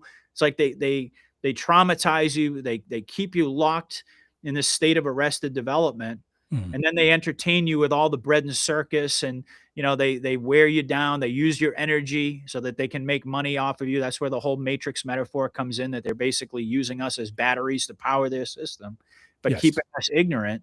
See, most people go through their entire lives and they never break out of that pattern. Yes. And I can remember, for me, my moments started when I was like 17 years old. It actually went from the time I was about like 17 till I would say, by the time I got into like my early 30s, I went through a long process of basically deconstructing everything that had happened in my life. By the time I was in my mid 20s, I was already having the crisis, probably even earlier. I was having that crisis that some people, they don't even experience till much later in life. And then by that point, your brain, you're not as receptive to new ideas. You're kind of stuck in your way. So it's all scientific, the way that they deploy this matrix structure and get us locked in to this mind control and this programming. The people who have been able to break out of it, the ones who have ultimately become leaders in this movement, are those who, God said, you know what, I'm going to hit the fast forward button and I'm going to bring you down fast. And so that way, that's what happens when you get to that point, when you're desperate. That's when you reach out to God, when you're in the depths of the darkness, that's when you reach out to the light, and then everything changes from that point on. Yeah, agree. Thank you so much for that. That is so spot on. And I don't wish, ill will to anyone, but I do wish that when people get desperate enough to be able to look for answers, that's when they stop That's just right. living the bread and circus and the everyday doldrum of, okay, I'm going to have kids, I'm going to have a house, and then eventually I'll die. Right. And And that's, they're aware of their unhappiness, but they're so distracted yeah, with a million different things of like, having to provide for their families, having to raise their kids, having to go to work every day, and a million other things to distract you with that they never get to the really important questions. And they live, it's like the saying goes, most men live lives of quiet desperation. And they yeah, get you into that, locked inside of that box. And that's really the beauty of what this whole great awakening is that it's taking however long it's going to take, when none of us know right. exactly when the big booms are going to come. But basically what's happening is we're pulling back the curtain, and we're exposing Hmm. why this is happening. Why is it that humanity is constantly in conflict? Why are we always divided against each other? Why are we engaged in all of these wars? And all of these things, it's like it doesn't really make any sense, because most people, they just want to live their life in peace. They want to be happy, they want to be fulfilled, they Hmm. want to have good relationships with their neighbors. I mean, deep down inside, that's who we are as human Right. beings, but they've twisted that instinct, and they've been able to, and that really, I think, is the key, is to divide us against each other, Hmm. to convince us that whoever they are, they're the ones responsible, but not this hidden cabal behind the scenes that's engineered Hmm. this matrix that's kept people trapped really for generations. And that's why we're living through such historic times, because that is, every day that passes, we're getting closer and closer to that great awakening. So Yes. And that is extremely exciting. There's no question that I think you feel it. I feel it. A lot of us feel that something every day. There seems to be something added to that, and there's a level of excitement. Then I think that's why it becomes impatient, right? It's oh, like, sure. hurry it up already, Yeah. because we can Well, why? taste the Because honey, we all want to get onto the good stuff, like we right? want to experience what life is going to be like on the other side of all this. I mean, Right. you just stop and think to yourself for a moment, what's the world going to look like, and Mhm. how are we going to interact with each other Yeah. once the world becomes aware of everything that you and I know and have already accepted, and the people that are in our audience? That's, I mean, Right. you're talking about a paradise. You're talking about, I mean, Trump calls it the golden age. I mean, that's Yeah. ultimately what we're about to embark on. So it's super exciting. It's frustrating, for sure. It's definitely frustrating, but that's why we always have to, like I said before, we have to keep our eyes on the big picture and realize what's at stake here Right. is that the entire future for humanity hangs in the balance. And what we're doing in this life right now, right here, Mm. is having a profound impact across the world. And there's thousands of us who are doing this. We're all playing a Yeah. role. And I believe, and I've said it to my audience, I talked a little bit about my own personal story. You shared a little bit of the details about yours, that our lives were tailored specifically to prepare us for what we're doing right now. I believe Yes. that in every fiber of my being, because life never made any sense to me until suddenly I clued into all this stuff. And, then one day I woke up and had this idea just pop into my head about going to start a podcast, which I had never even, I mean, I barely even knew what a podcast was or what the concept Yeah. was. I mean, these ideas just came to me. And ever since then, it's become more and more clear that everything that I went through, and I would argue for you as well, and for everybody out there listening, everything that you went through in your life was the necessary preparation so that you could be playing the role that you're playing now in the Great Awakening. And Yep. that's like, I mean, I don't even know how to describe how epic that is. Yep. Yeah. 100%. Incredible. Yeah. Okay. So we're going to go into this one last segment. I'm going to take you down a little bit deeper rabbit hole. For a lot of people, they're going to, at this point, go, really? Uh, I want to talk about the Galactic Federation. And the reason why I want to talk about that is because the gentleman, and I'm going to butcher his name, of course, the guy who was the retired professor, former director of Israel Space Security Program, which is Haim Eshid or Eshid. right? Okay. He came out and claimed that Donald J. Trump, the president of the United States, has been in contact with the Galactic Federation. And they told him, do not disclose the relationship at this time because humanity is not ready. Right. Mm-hmm. Okay. So give me your thoughts and things that you feel about what is all going on with something that's way bigger than just humanity. The Galactic Federation is supposedly made of many different races that is all watching what's going on right now. Mm-hmm. Right? So what is your thought behind that claim a couple of years, I think at least almost 2 years now, when the Israeli guy, space program guy said, hey, President of the United States know about this. Well, it's interesting because certain aspects of this conversation are kind of bringing me back to different eras in terms of like my own personal journey podcasting and the people that that I interviewed early on, and I was a lot more dialed in to this element of the conversation than I am now. I've kind of, at a certain point, I sort of veered into primarily just focusing on the Q operation and how things are playing out here in our 3D reality. Right. But I do also recognize that there's a far bigger picture. And I guess the reason that I shifted in that direction was because eventually I said to myself, okay, all of these things may very well be real. And I don't know. I mean, none of us do. None of us can say definitively whether there is a galactic federation or what exists out there in space. I mean, I personally believe that there are other life forms. I believe that there are other planets. I do believe in the concept of space. I know there are a lot of people who are going to get triggered by that because the minute you bring up this topic, it's like, no, it's the firmament, and no, the earth is flat. And you never really, and that's part of the reason, Jeff, that I don't really go down this road all that often because it's such a hot button issue. People get really, really triggered by this. And to me, the way I look at it is that all of that stuff is ultimately going to come out, whether it's in our lifetime or whether it's not. It may not be. I don't know. The very last word that Q, because that's really where I center most of my analysis, was ascension. Yes. It was the very last word that we were left with in the last Q drop. And there have been multiple different references. I mean, Q was asked, are we alone? Basically, are we alone in the universe? And the answer was very simply no, consider the vastness of space.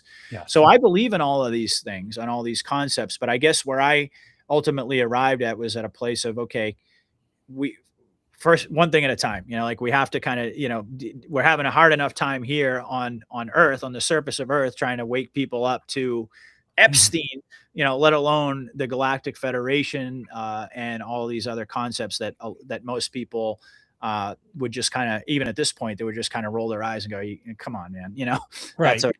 But having said that, I do believe that there's a lot of truth to that. If there are, and we were talking a little bit earlier about the dark satanic entities, we were talking a little bit earlier about what goes on beneath the surface and these deep underground military bases and all of these tunnels and so on and so forth. So if there are fallen angels or aliens or however you want to characterize that are negative entities, then there must be good ones. Yes. That's the way I look at it. Right. There have to be other entities out there that are benevolent to humanity.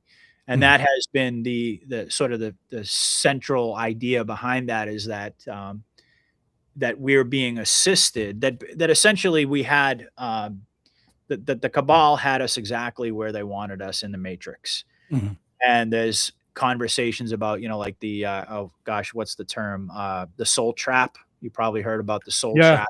We never get out of we just continually get reincarnated into this matrix and so on.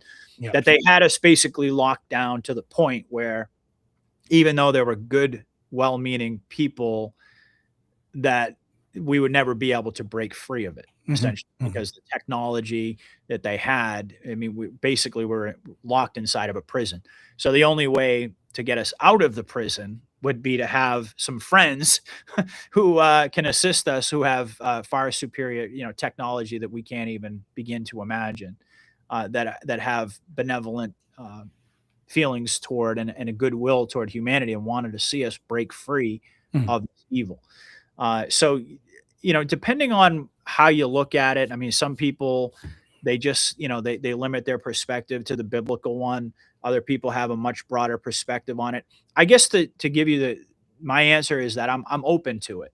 I'm Mhm. open to all of these different possibilities, but I don't find myself really doing deep dives on it anymore for the reasons that I described. I think that we have to get humanity before, it's like you have to learn how to crawl before you can walk and then before you Mhm. can run.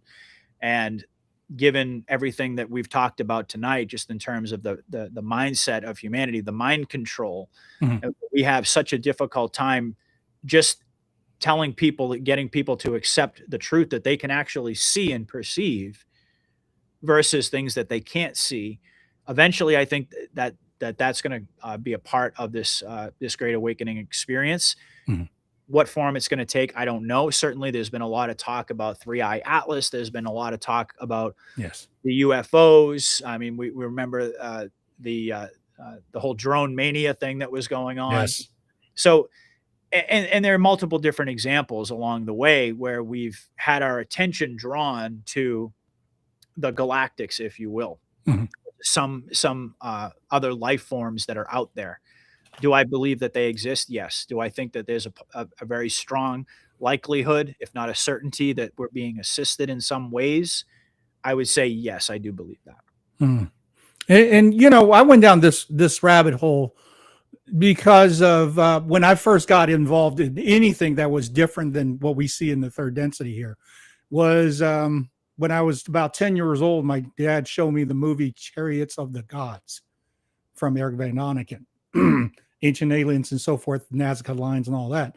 At Yeah. 10 years old, I was seeing this. And so my mind was formed in that. Of course, being a Chinese kid, we were taught different things. It wasn't, Adam and Eve in the garden. It was Yellow Emperor who came from the space, came down and educated the Chinese for 10,000 years. So our belief system are trained very differently from different parts of the world, right? Right. Yeah. The history of Roswell has always been a talking point on the UFO community, but yet it never really reached a level, I think, where it's at today, because now it's talked about, Area 51 is not about retrieval, alien technology, reversal of that. It has a lot more regards to human trafficking and things of that nature. That came out, whether it's a hearsay or a made up story, that's hard to pin on, but I have a philosophy behind if it's existing in the Akashic records, then the vibration and that frequency of that energy existed somehow, some way. Mhm. I didn't make it up. You didn't make it up. It came from somewhere of the creation. So could it be? Possibly. Then, of course, the 54-55 Tau 9 Great Treaty with Eisenhower's talked about. He's supposedly gone to do a retreat and go play golf or something in Palm Beach or Palm Springs. And then he ended up meeting with two groups of other races. One offered him, the high technology and way of life if we would give up arms, basically stop fighting, stop developing nuclear Right. energy for war. Mhm. Right. So that story came out. And then the other race was, we'll give you technology, we'll trade, but we need to fortify ourselves because we're a dying race. So we need to kind of understand developing DNA. So we're going to take some people, we're going to use them as experiment, then we're going to send them back. And Yep. supposedly he took that deal and they reneged on it because now it all started to go away from that agreement. And by having those two things existed, having enough chatter to go with it has to make you think, well, wait a minute here, what is going on? Especially with the guy who came from the paperclip, right? What is it? The guy who was Von Braun. That's right. So in his deathbed, right? He's talking about the thing that you're going to see is going to be this so-called false flag of invasion. Right. Yeah. Right. So all these things have somewhat talked about this out of world situations. And then, of course, if you go down that road, there is the destruction of Tiamat, which is this super planet supposedly that blew up, and then it became what it became. And it blew up because of the infiltration of AI took over. And this is something that's been talked about within the last 2 years here, is that all of a sudden we have this growth of artificial intelligence. And is it on the point that we're going to meet the same, type of disaster, or are we going to be able to survive it? So it does play into, I think, all this confusion, if you will, because if you look at it, what are we dealing with? Satanism. What are we dealing with? Black magic. What are we dealing with? Oh, sexual perversion with, it just seems to be everywhere. But the one thing that kind of locks it into me is that there's a greater force that is either working it or observing it. And that's where I think where the clarity kind of needs to be talked about. Because like you said, most people don't want to go down this road for the simple fact that you can't prove almost anything of this, right? No. But if you go down South America, there's a museum of elongated skulls. Well, I was going to bring that up. Yeah, I mean, right? all of the elongated skulls. I mean, these things are factually documented. Yep. And you look at all. I mean, we could talk about the pyramids. We could talk about the engravings on the pyramids that show the spaceships and that show the elongated skulls and all of these things. So, did the ancients, did they just have an overactive imagination? Where I don't think so. So that's the reason why I've always given credence to these topics. And I do believe that there is all of the evil that we see manifesting on Earth is actually being directed by a much higher entity, shall we say, a dark entity, but nevertheless, that it's being, that those strings are being pulled from a, you could call it an intergalactic plane. And what's interesting to me is that there is you mentioned that, with your upbringing, you didn't learn about Adam and Eve in the garden, right? Right. And so depending on how you grew up, what religion you were exposed to or indoctrinated with, depending on how you want to look at it, it's going to affect the way that you approach this whole topic, right? But I've always believed that, I'm a Christian, but I've always believed that the Bible itself, when you stop and you think about it for a moment, if the cabal's primary goal is to cut you off from source, is to cut you off from God, so that you never know who you really are and what your true powers are,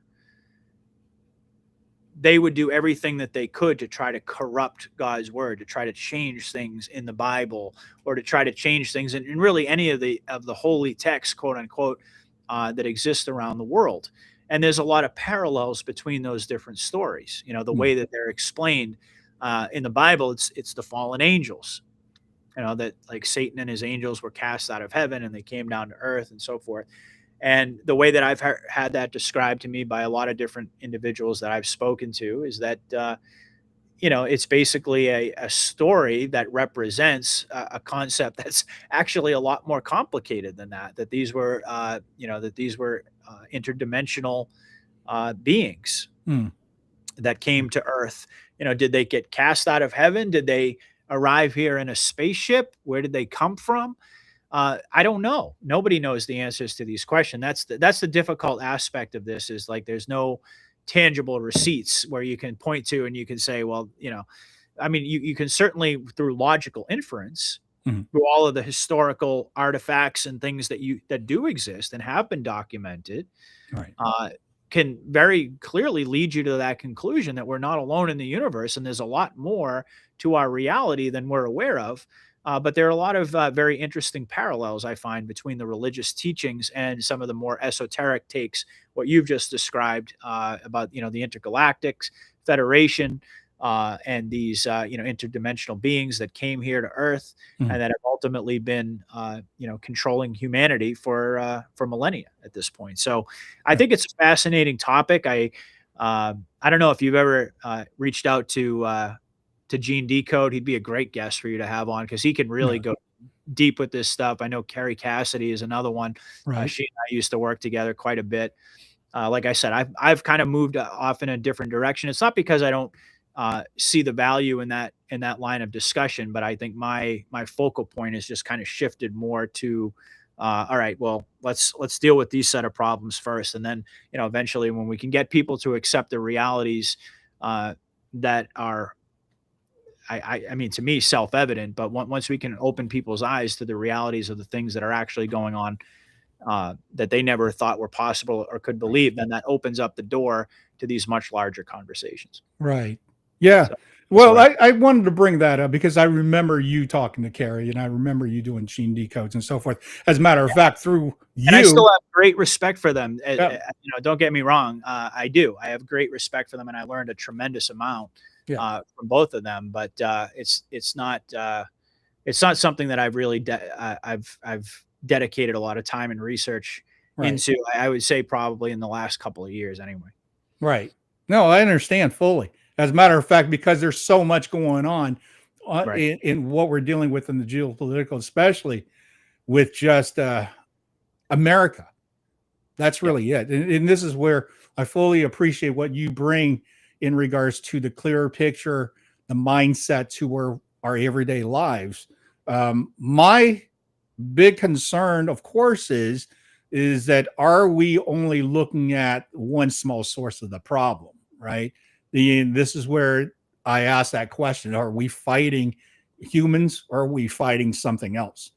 And if we're fighting something else, are we even effective fighting this entity?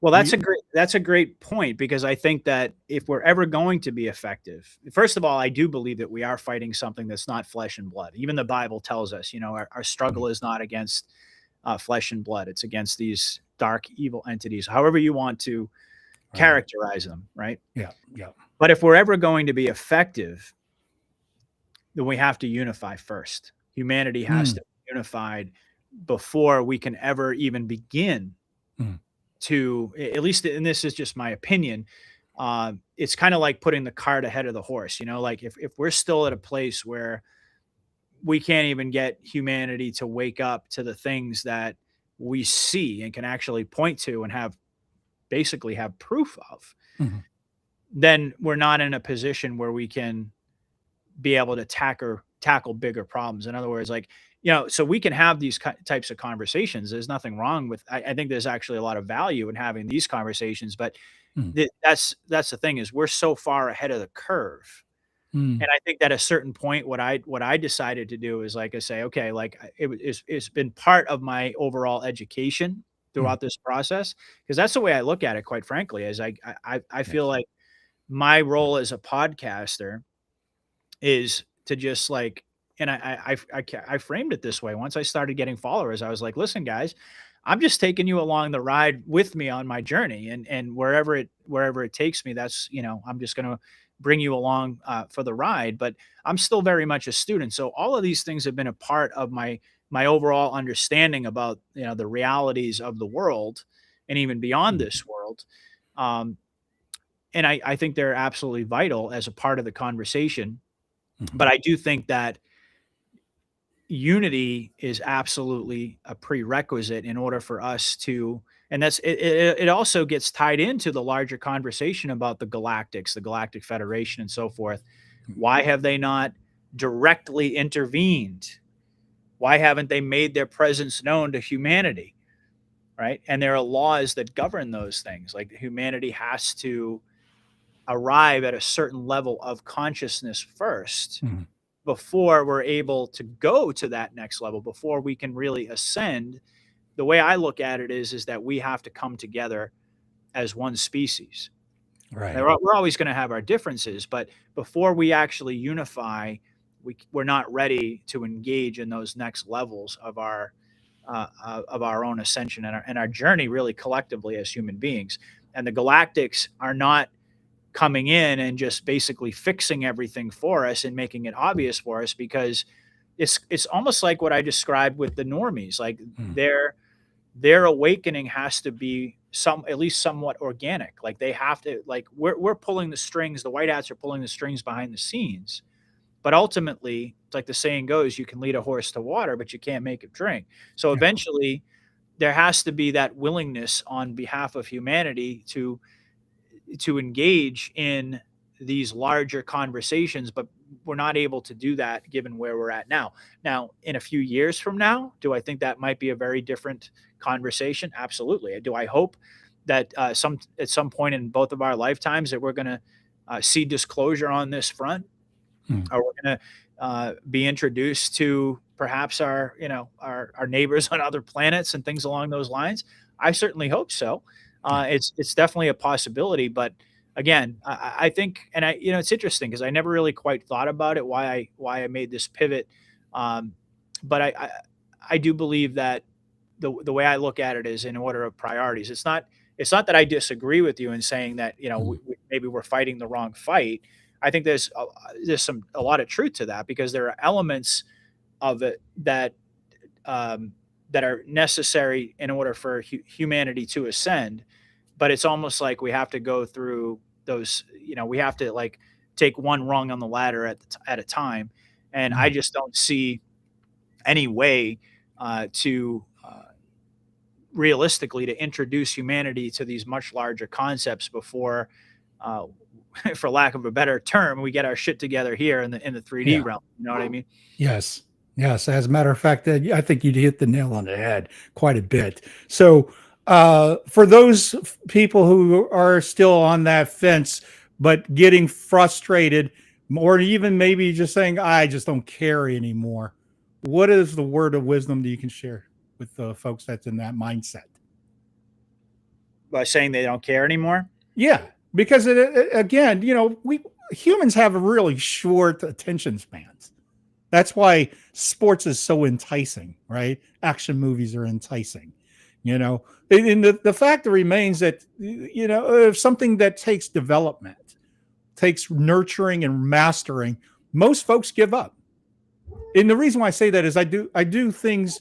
I produced a movie about mastering called The 13th Note, and I work on a program that's about mastering, whether it be self, whether it be awareness, whether it be a skill or whatnot. And I'm a professional guitar player for 40 plus years, so nobody was musical in my family, so it was all my own intentions and my own efforts that created the nurturing mastering process. And I realized as I went through the years of as an educator teaching private lessons and bringing students in. We're talking about hundreds, if not thousands of kids, that only less than 10 was professionals that became out of that group. Mm-hmm. Everybody else just kind of, played. I would say over 80% of these people that took lessons and learned from me probably gave it up just because they didn't have the art of refinement or the patience. And I find that in people behaving in their comments when I see certain things posted in regards to feedbacks on any of the given topics we've talked about. And it's like, I'm just so sick of this. I'm so tired of this. They don't want to even be involved with it. Yeah. Well, I think that is an expression of a momentary frustration. With something like guitar, you can pick it up or you can put it down. You can make that decision, and you can, essentially you can move on with your life. I mean, I remember I tried to learn how to play the guitar when I was young, and I realized very quickly how difficult it was, and that I basically had no talent. So it wasn't long before I just said, all right, I'm going to move on to something else. Yeah. But what we're talking about though is, we're talking about the inevitability of humanity moving to the next level, to ascending to the next level of consciousness. I don't think that there's anything that's going to stop that. Mm-hmm. Mm-hmm. And I also believe that anyone who's watching a podcast like this, they know that already.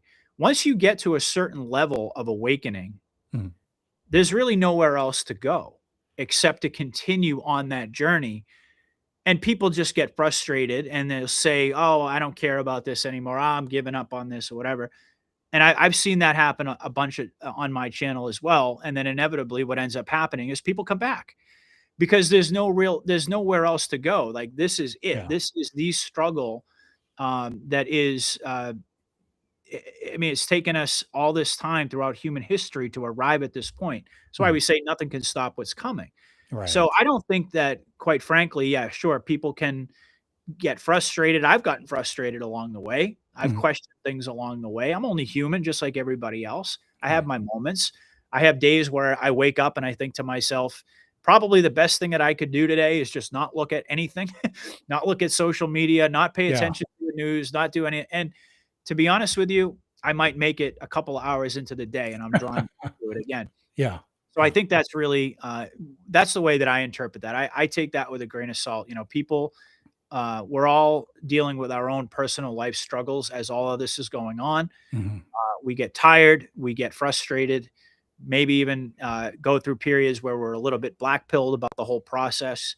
Mhm. But I do think that at a much deeper level, people realize that this is it. I mean, this really is humanity breaking out of this prison that we've been locked inside forever.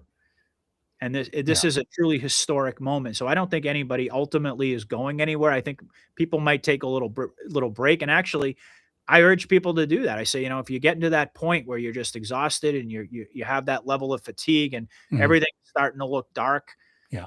just step away for a little while. Go outside, you know, do some grounding, you know, just focus on your breath, spend time with your family, spend time petting your dog, you know, taking your dog for a walk. Do those types of things and refresh yourself so that you can then come back and you can re-embrace this process because that's where I really think everybody is at. I don't think Mhm. that there's any turning away uh, from this because it's really not optional. Once a caged bird is free, you can never really get them back into the cage. Yeah. It's like the metaphor with the Matrix, you know? I mean, some of us would love to be able to take that blue pill and just go back to that state of ignorant bliss. That's Sure. that's a fantasy. It doesn't work that way. That's Once right. you're awake, you are awake, Yep. and you're gonna be awake for the rest of your life, and the only way that you can really psychologically manage life, quite Mhm. frankly, spiritually and emotionally handle life being an awakened person Mhm. is to actually engage in exactly what we're doing right now. There's really no other choice. Right. Right? That's the way I look at it. So, you know, people can say whatever they want. They can Yeah. say that they're done. They can say that they don't care anymore. And in that moment, they might believe that. They might actually feel that. But there's Mhm. a far greater force at play here. And I do believe, like I said before, all of our lives, we were destined for this. This was not an accident. It's not an accident that I'm talking to you right now, somebody that Right. I never would have crossed paths with. Right. You know, and I could say the same thing about any of the other people that I've met along the way. This is a divine appointment. All of us Yes. are supposed to be exactly where we're at right now. So that's the way I look at that. And just say to people, you know, take a break if you need to. And if you want to try to, you know, if you want to try to convince yourself that you're done with all this temporarily to help reset yourself spiritually, go ahead. But you'll be Yeah. back. Yeah. I agree. I absolutely believe this is a divine uh, moment because I distinctly remember 5 years ago thinking to myself, hey, you know, I need to talk to these guys like Patriot, like SG, like Josh Reed. You know, it was just, there was so much energy that I wanted to be able to understand and share and talk and learn from. And I'm just so grateful for the opportunity that finally fruited here in this Same moment.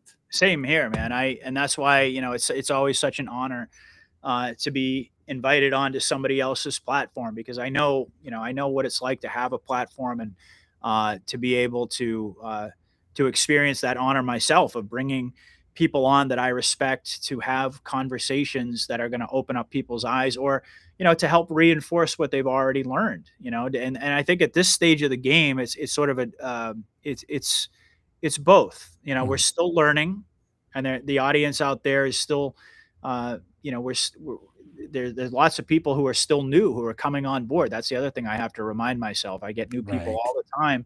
I get people asking me like, what are these Q drops you're talking about? Where do I find, Wow. and it's like, Yeah. to me, it's like, are you kidding me? Where have you been?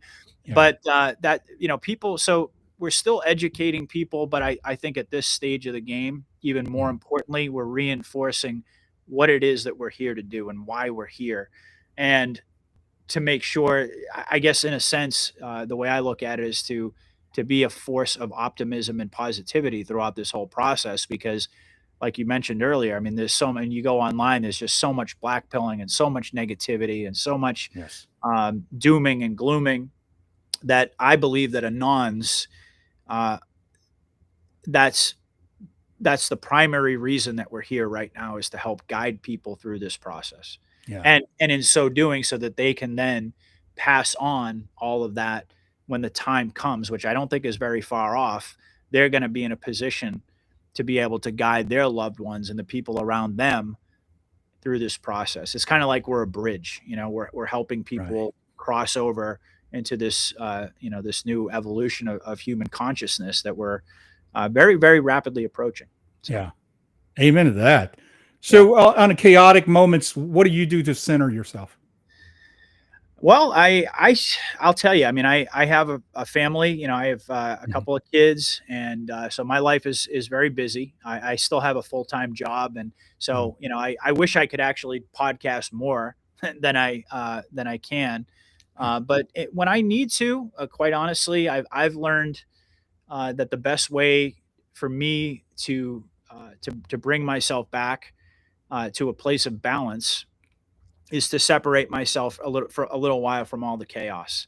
Mm. And like I said, I mean, I usually, it's like I keep getting drawn back, but I do. I go through periods where I just say to myself, I'm going to take a little bit of a break. I can't fully disconnect myself from the news and everything that's happening in the world, Yeah. but I take the pressure off of myself, and I just say, I remind myself that, even though I have an important role to play, and we all do in this great awakening, I also have other responsibilities in my life, and I also Right. have other uh, things that genuinely make me happy. Just spending time with my kids. Sometimes I'll just sit down and I'll read a book, or something completely unrelated to anything having to do with the Great Awakening. Sometimes lately, actually, I've gone back to playing video games. I'll just sit down for a couple of Sure. hours at the end of the day, and I'll throw on a video game, something mindless, just to give myself a break. Yep. And then, but really, ultimately, I think as time goes on, um, you realize that a lot of the things that used to really get underneath your skin and bother you and drive you to that point of like frustrating and getting Yeah. angry and all that stuff, I've learned to handle it better, because I've been able to recognize that, pretty much, like I said, my default position is that most of the stuff that we're being exposed to it's just a series of psyops. Mm. And you and I are not the target audience. And anybody who's watching this show right now, we're not the target audience of all this insanity that's going on right now. That's geared toward all the normies, the people that they're trying Yeah. to wake up. So I also remind myself of that, and I just take it, a day at a time, and I just say, I'm gonna have peaks and valleys along the way of the journey. Right. It's kind of like the concept of the hero's journey. It's never easy. You're gonna go through these dark periods. You're gonna learn along the way, but you're also gonna continue to get stronger. You're gonna continue to get wiser. And the things that used to really get underneath your skin and bother you, kind of eventually they just sort of roll off your back, and you go, okay, all right, that's okay. Um, and I just keep my eye on what I call the overall trajectory of the operation. Mm. That's what I focus on. Like earlier in the show, I was talking about, you know, um, being able to look at the big picture in terms of like, how are people actually uniting? There's so much focus on the division. I've trained myself to look in the opposite direction. Like, okay, how is humanity actually coming together here? What are we at? How can we really measure the progress accurately? Because if you're just going online and exposing yourself to social media every day with no larger understanding of fifth generation war, no real understanding of what the objective of the Q operation, this military operation, is, Mm. then you're going to drive yourself absolutely crazy. And that's what you see manifesting Yeah. itself online, because these people are being bombarded with information that it's just so contradictory that doesn't make any sense. It gets more and more absurd every single day by design. But Yeah. once you understand that it's all by design and it's not meant for you, and you can look at the 40,000-foot view and you can see the trajectory that we're on and how people, the Overton window continues to get wider and wider, you take a lot of you take a lot of solace in that. And that's how that's how I balance myself, is to make sure that I'm focusing, as they say, focus on the signal and not all the noise. Look Right. at the big picture and ask yourself the important questions about every event that you're exposed to. Who's benefiting from this? How is this advancing the conversation? Mm. How is this functioning as a way to get more people involved and waking up and paying attention? It's a messy process, but it's working. And so that's, I guess, a long-winded answer to that. No, it's fantastic. Fantastic. Please tell the audience how they can find you on your podcast, your platform, especially that Monday show. Tell us about that a little bit. Yeah, well, every Monday I have Mike King on. My primary platform is on Rumble. So, I can give you the link and you can maybe put it in the description of the video. But even if you just go to Rumble, I'm sure obviously your audience follows you on Rumble, so they already are very well aware of the platform. You just search up Patriot Underground, you'll find me. And I'm also on, I do audio versions of my podcast on Podbean as well. Yeah. And I also, I'm on X, so you can find me on X as well. It's at Patriot UG 2023. Again, I can send you the links, make it easy for people if they're interested in following my work. But yeah, I do a Monday show with Mike King. And then usually I do like one or two other shows throughout the course of the week. It depends on how busy I am. News Treason show was really good. The last one you did with Dave. Oh yeah, thank you. Yeah, Dave is great. I love Dave. I've had a long working relationship with him. And actually, we decided recently that we're going to be doing shows every other week. Oh, awesome. So I think the last time, I'm pretty sure he hosted last time, so I'm going to be hosting the next one, and we're planning on recording it, I think, a couple of days before Christmas. Yeah, and we're going to put it out on Christmas so that folks out there, because the holidays are still really, really difficult for a lot of folks out there for the reasons that we talked about earlier in the show. Yes. So for people to have a place to come together and to watch a show and, hopefully hear some good information. So yeah, we're going to be putting that out on Christmas. So that's basically it, man. I'm primarily on Rumble. I'm getting more and more active on X. I also have a Telegram channel for folks out there who are on Telegram. So if you just search Patriot Underground, you'll find me. Fantastic. So. Patriot Underground, you are the best. I tell you, this is long awaited for me. I couldn't enjoy more. We could do this on and on and on for hours. I'd be happy to do it again, man. I really enjoyed the conversation. I always say to people that, you never know when you meet somebody new, you do a show, you never really know like what the energy is going to be like and whether the conversation is going to flow and be enjoyable. But I really enjoyed this, and I'd be happy to do it again. And like I said, I really appreciate you having me on. So fantastic. Yeah, I would definitely get with you on that. Cool. And everybody, thank you for tuning in. The Conversations on the Fringe. We're appreciative. Make sure you like and subscribe. And don't forget, share. Sharing is huge. And of course, comment, tell us what you want, what you think, and we'll take it from there. And with that, everybody have a happy holidays and Merry Christmas. And we shall see you on the next Conversations on the Fringe. Take care. I don't have to tell you things are bad. Everybody knows things are bad. The air is unfit to breathe, and our food is unfit to eat. I don't know what to do about the depression and the inflation. I want you to get mad. I have come here to chew bubblegum and kick ass. And I'm all out of bubblegum. People should not be afraid of their governments. Governments should be afraid of their people. The more you fuck around, the more you're going to find out. These people are still a part of that system, and that makes them our enemy. We accept the reality of the world with which we're presented. It's as simple as that. I want you to get up right now and go to the window, open it, and stick your head out and yell, "I'm as mad as hell, and I'm not going to take this anymore!"